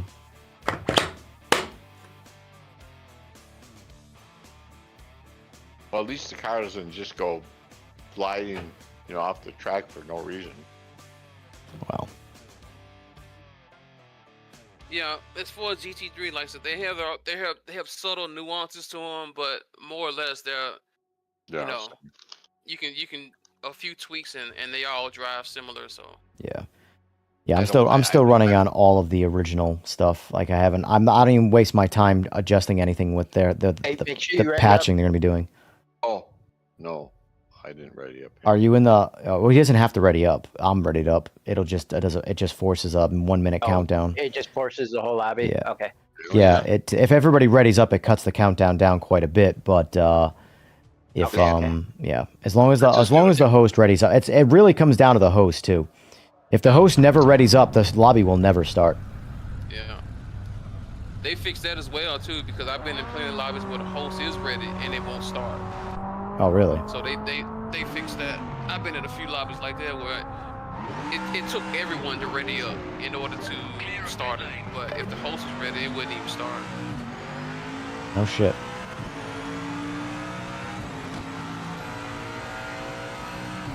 Yeah, like these graphics, they just look washed out. I don't get it. Like, it's hard for you to tell me that this is full 4K right now. Like genuine rendered 4K. This just doesn't look it. But this track doesn't look as good as the other ones we did. It doesn't, my opinion. but there's just I don't know what the actual graphic issue is with this game, honestly. I don't know what it is, if it's like the color palette, like this like blurring filter, But the game doesn't look sharp. That's for absolute sure. It probably because of the engine. You know, they're using the giant Yeah, engine, the so- farming sim engine or whatever. so It the also first- it could also be that some of these renditions might be an older version. Like if you go to iRacing, for example, you go to Road America, that rendition. Oh, of that track God. was created a long time ago. 18 Newton meters just put my elbow into my... Oh, Jesus Christ. I'm telling you, when this thing hits a wall, it's 18. Right to 18. Oh, I know. I had a wheel like that. I mean, I can turn it down, but... I like my arms. That'll be a real nice addition, man, to this game. They got Road America. Which, if they're using the farm sim engine, that explains a lot. Yeah.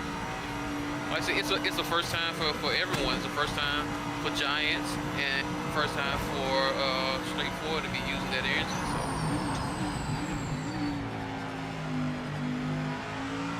Because the way, like, stuff drives on farm sim, like, it makes a lot of sense. Like I said, I've been playing Rennsport the last couple days, and they absolutely should have stuck with Unreal. I don't know why. I mean, I get Dude. it was a financial reason, but Yeah. they absolutely should have stayed with Unreal. I want to start seeing Unreal games be like dialed in because it really is such a good engine, and it's just people don't know how to use it. Like, at the end of the day, I can tell you from like a tuning standpoint that it's like tuning with a standalone ECU that has every feature known to man that is essentially a smarter ECU than most people versus tuning with a factory ECU with limited abilities. That's a lot of engines that are easier to tune with or easier to build on are those dumber ECUs that are just easier. Whereas Unreal Engine 5 is essentially a standalone ECU with a lot of complexity to it that requires a lot more understanding of the engine, and it's very easy to bake a lot of mistakes into an engine like that. In Unreal Engine 5, because here's the thing, Unreal Engine 5, most games tend to suck on Unreal Engine 5. And then out of nowhere, a game comes out that's on Unreal Engine 5 and is just like mastery. And it's the same engine. Oh, God damn it, son of a mother of God. For example, wouldn't that be like Cyberpunk? Are they on Unreal? I think they're on Unreal Engine 5, right? I believe so. Don't I'll have to quote look it me, up. but I think they I'll have to are. look it up. I want to see what Witcher 3 is on. Oh my God, I'll wait till the race. I want to look up some things. That was such a bad lap. I'll just take last place. I don't care. All I right, will say this so Audi is poorly as hell.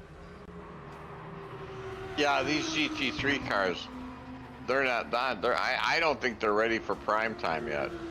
Yeah, you're right though. That Cyberpunk, they switched from their red engine to Unreal. all right, 2077 engine. So they are on Unreal. Did they do that after the initial launch? Proprietary. Okay, so it was built on CD Projekt Red's proprietary Red Engine 4, a heavily modified engine designed for large, dense open worlds. Blah blah blah. But the studio is now transitioning to Unreal Engine 5 for future projects. So it doesn't say. It sounds like I they're. would assume It sounds like with it's that- on Red Engine 4 in there for future projects using Unreal Engine 5. So essentially Witcher 4. I was gonna say it sounds like it's on their bullshit. So it's one of those things where, so whenever a company uses their own engine, their own in-house engine, that's a huge advantage to that company because they're working with an engine they already know. Either they've designed it or it's been designed for them. I don't get that vibe from Giants and Straight 4, but a lot of other like Gran Turismo is a shining example of that. Indiana Jones for cross-platform. That's a shining example of a game that came out of the box swinging, looking great, and running perfectly smooth. Now it says move to Unreal Engine 5. All right, let me ask this: When did Cyberpunk 2077 move to UE5. Whenever, Yeah, Court. whatever engine that Gran Turismo has, that's what everybody should be using. Well, I'm pretty confident it's Polyphony's engine. So Yeah, Polyphony. Yeah. They just got their shit together. I keep telling Yeah, people they've been yeah. around for a long time. Long time. Yep. And they've had the same guy in charge, and the guy who's in charge, he's obviously pretty sharp, you know. Yeah. yeah, it doesn't look like it looks like it's on Red Engine 4. Okay. Well, my bad then. It's There's a Porsche white and blue, and it's bouncing around like crazy. Yeah, that Merc is bouncing around as well. the pink one. No, the white and blue. All right, I was gonna say the pink one's me.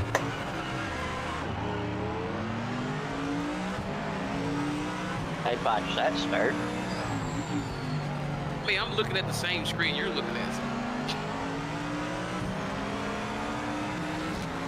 Oh, yeah, that's right. You're not in my lobby. Haha. I'm thinking you're in the race. No, I'm just watching the stream.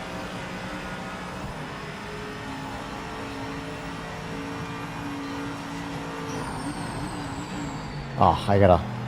One thing that messes me up too that I really don't like that they did with this game, they put their own branding over the meter signs. Like, I want to know where my 100 meter sign is, Yep. not the same exact sign. Man, don't get me started on that.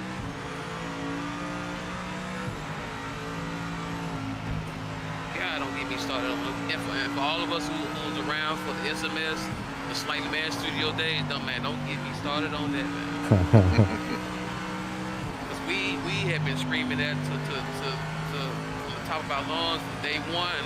Like, everyone knows what game you're playing. Why do you guys keep flashing I know. your logo over everything? We know we're playing your game. Why do you? We done it. We did it for what, 3 games, 3 consecutive games. So they're you know, they're gonna do their own thing. At the end of the Yeah. day. So yeah, Witcher 4 will be unreal. I just hope, like, here's the thing. They are a very talented studio, and here's another thing too. One thing that the CD Projekt Red did that Straight 4 needs to do, that is what you said, O'Malley, with where the CEO of CD Projekt Red took sole responsibility for the launch of Cyberpunk 2077. Like, on a video.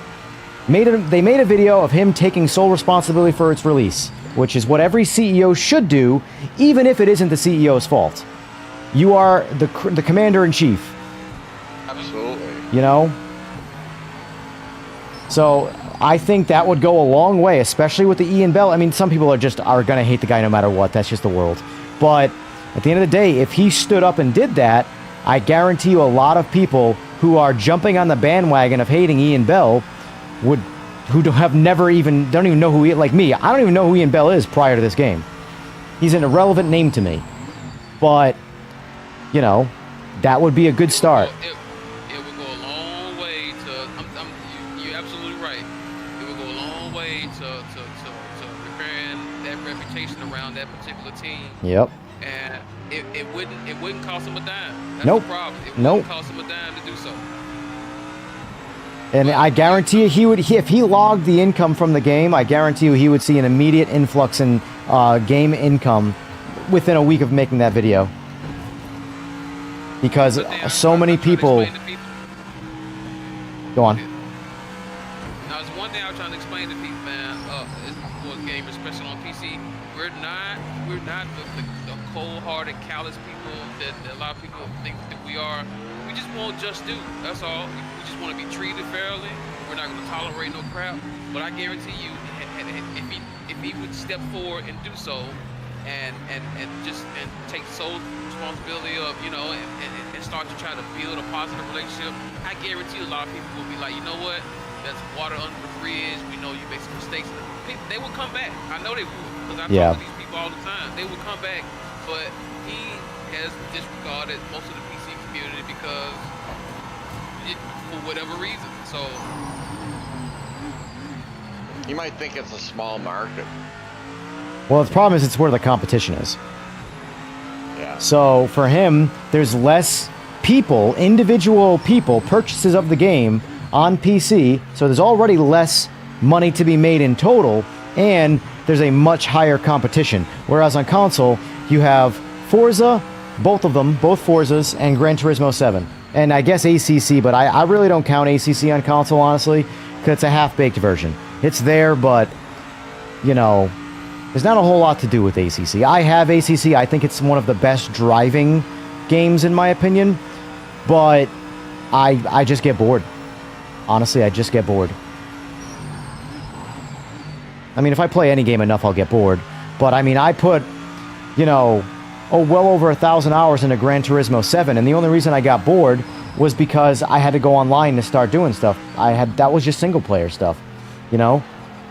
And, I mean, I did a lot of multiplayer time with friends, but as far as the online rank stuff, I didn't do any of that. Not a single race. Oh, sorry, one race, and it was Mount Panorama. So it probably wasn't my best first sample race. But anyway, oh my god, wow! Wow! I just kissed the dirt and immediately got turned around. Wow! Yeah, these cars can get pretty squirrely. Watch my screen, that is an immediate death. I mean, I'm not driving this car the best right now. But, that was, like a shocking amount of pull into the dirt.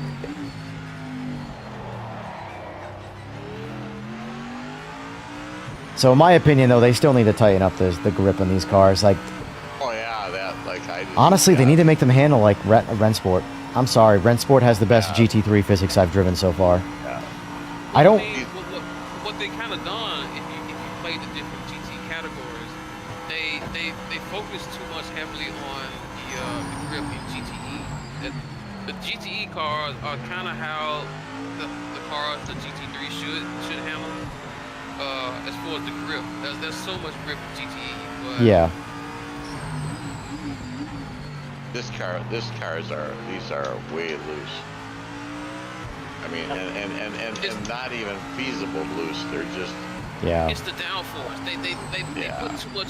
They try to differentiate between GT3 and GTE. They put too much downforce on one and not the other. Yeah, these are not good. I think we need more control over downforce, honestly.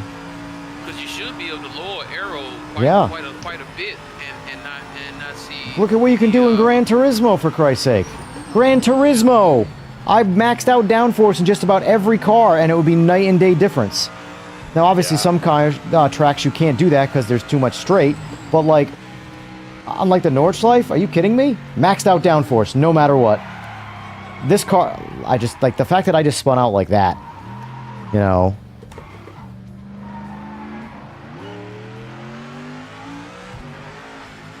Like I said, we'll see. Like I said, I went ahead and got Rennsport, so I got them both. So I'm gonna sit back and see how they progress over time. But I'm really enjoying Rennsport because a lot of these issues that I'm having in PMR are non-existent in Rennsport. Yeah. So. Well, the problem with the problems is that they will just beat you to death. And, like, you can ignore them at first for the fun factor, but the fun factor wears off when you just get punished by problems. I'll read... Because nothing kills my mood worse than, you know, we've sat down, we've done practice, we've done quali, I qualified nice, in a nice position, and then either right before or sometime during the race, the game just crashes. That just ruins my mood. I have to get up and go do something else for a while. Let's see if I can find the texting and driving here.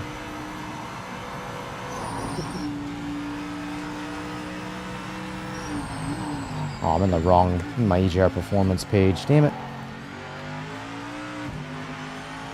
I stopped sharing because I have an Instagram for EJR Racing, but it's new.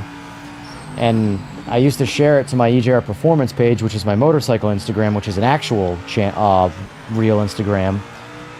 And I will say it's harder to grow on Instagram than I think YouTube. Yeah. Not that I care because Instagram is Instagram, but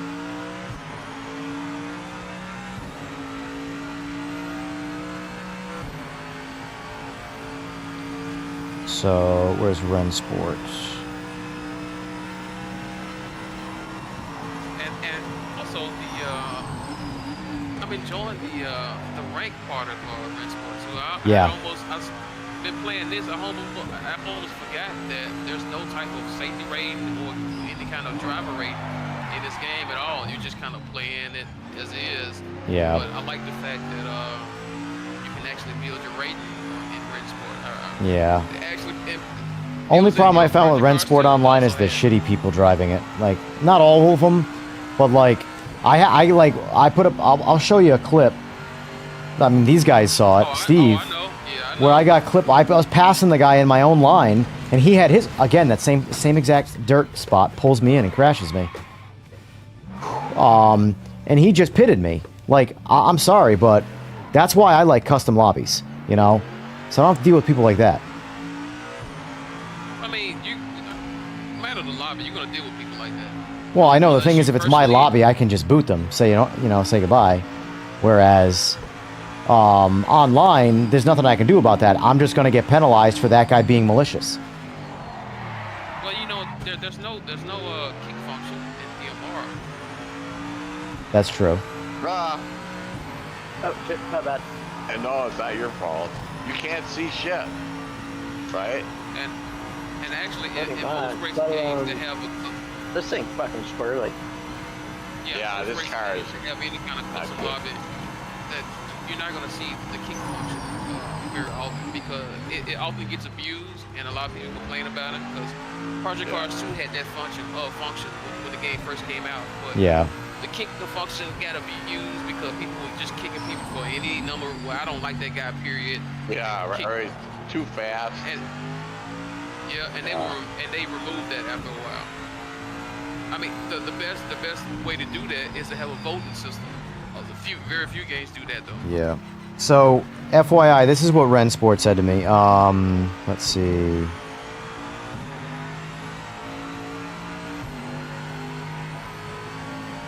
Hold on. And the communication is with those guys too, man. I've had a lot of communication with those guys.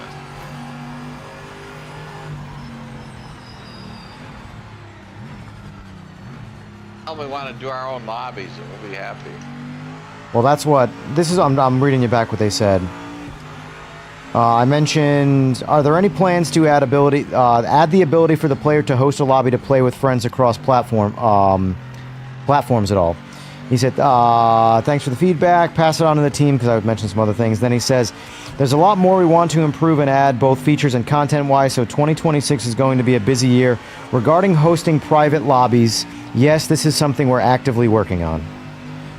So that's Ren Sports' direct wording to me. So, And they're due. That means they're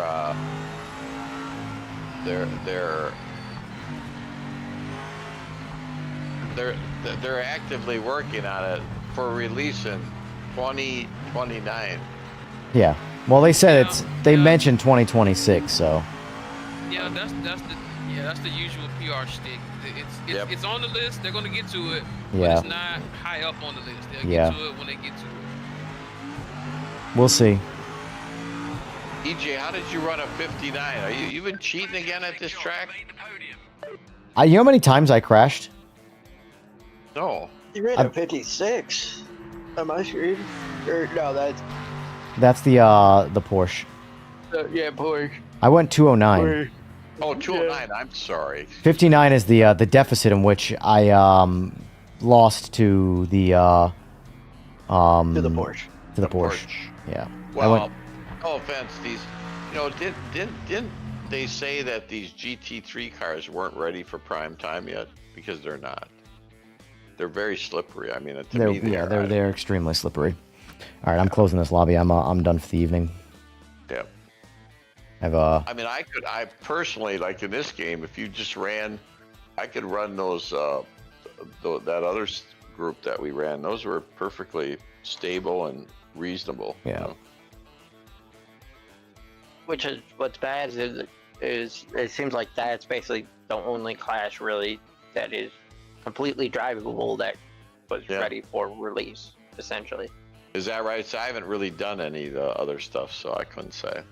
Yeah, all the old cars pretty much are where the focus is in terms of fun for this. Like the GT, like that last race there, I should have stayed in a Group C car. That was boring to me. I did not enjoy driving that AMG around the track. My bad. Yeah, well, it's like in some of the corner, it felt very light and. It's looser than the Group C car, and in real life, a Group C car should be a lot looser than just on raw horsepower because it's got so much power. They're harder to control, and it's got no assists whatsoever. Like the Group C cars, no TC, no ABS, pure death machine. And that's why people, oh, this car drives like, it's all over the place, because it is. Makes 300 more horsepower than a GT3 car, and it's lighter with no assists. But Like all I right, said, boys, these games I'm must be hard. yeah, right. I'm gonna get off here because I need to go to bed. But anyway, boys, thanks for playing. Tomorrow, I don't know what I'm gonna do in the morning stream, but at nighttime I'm probably gonna do some iRacing, switch it up a little in the bit. morning. I'll probably go back and I'm forth. You're gonna do ice racing tomorrow night, huh? Yeah, I'll be hosting though, so there'll at least be gonna no do- damage. Are you gonna do the BR6 or whatever that thing is? The GR86. Yeah, yes. Yeah, I'll probably jump all over the place, but Because that car is really stable. yeah. It's But fun, yeah. we'll figure it out. I mean, we'll talk about it all tomorrow. But anyway, boys, good talking. Thanks for being here, and I'll be back tomorrow. Yep. But- all right, folks. So yeah, tonight was another fun one.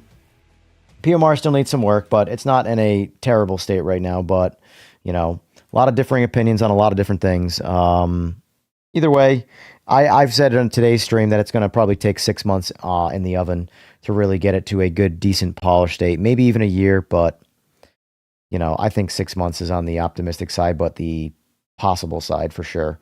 But either way, thanks for being here, folks. I appreciate it. Thank you for the likes. Thank you for the new subs, as always. Thank you for the support in general, and thank you for staring at my face. I know it can be painful at times. But anyway, folks, I'll see you in 8 hours. I got to unwind. I got to shower. I got to get some sleep. Then I got to wake up and actually wake up and then start a stream. Anyway, all right, boys. Good night. Take care.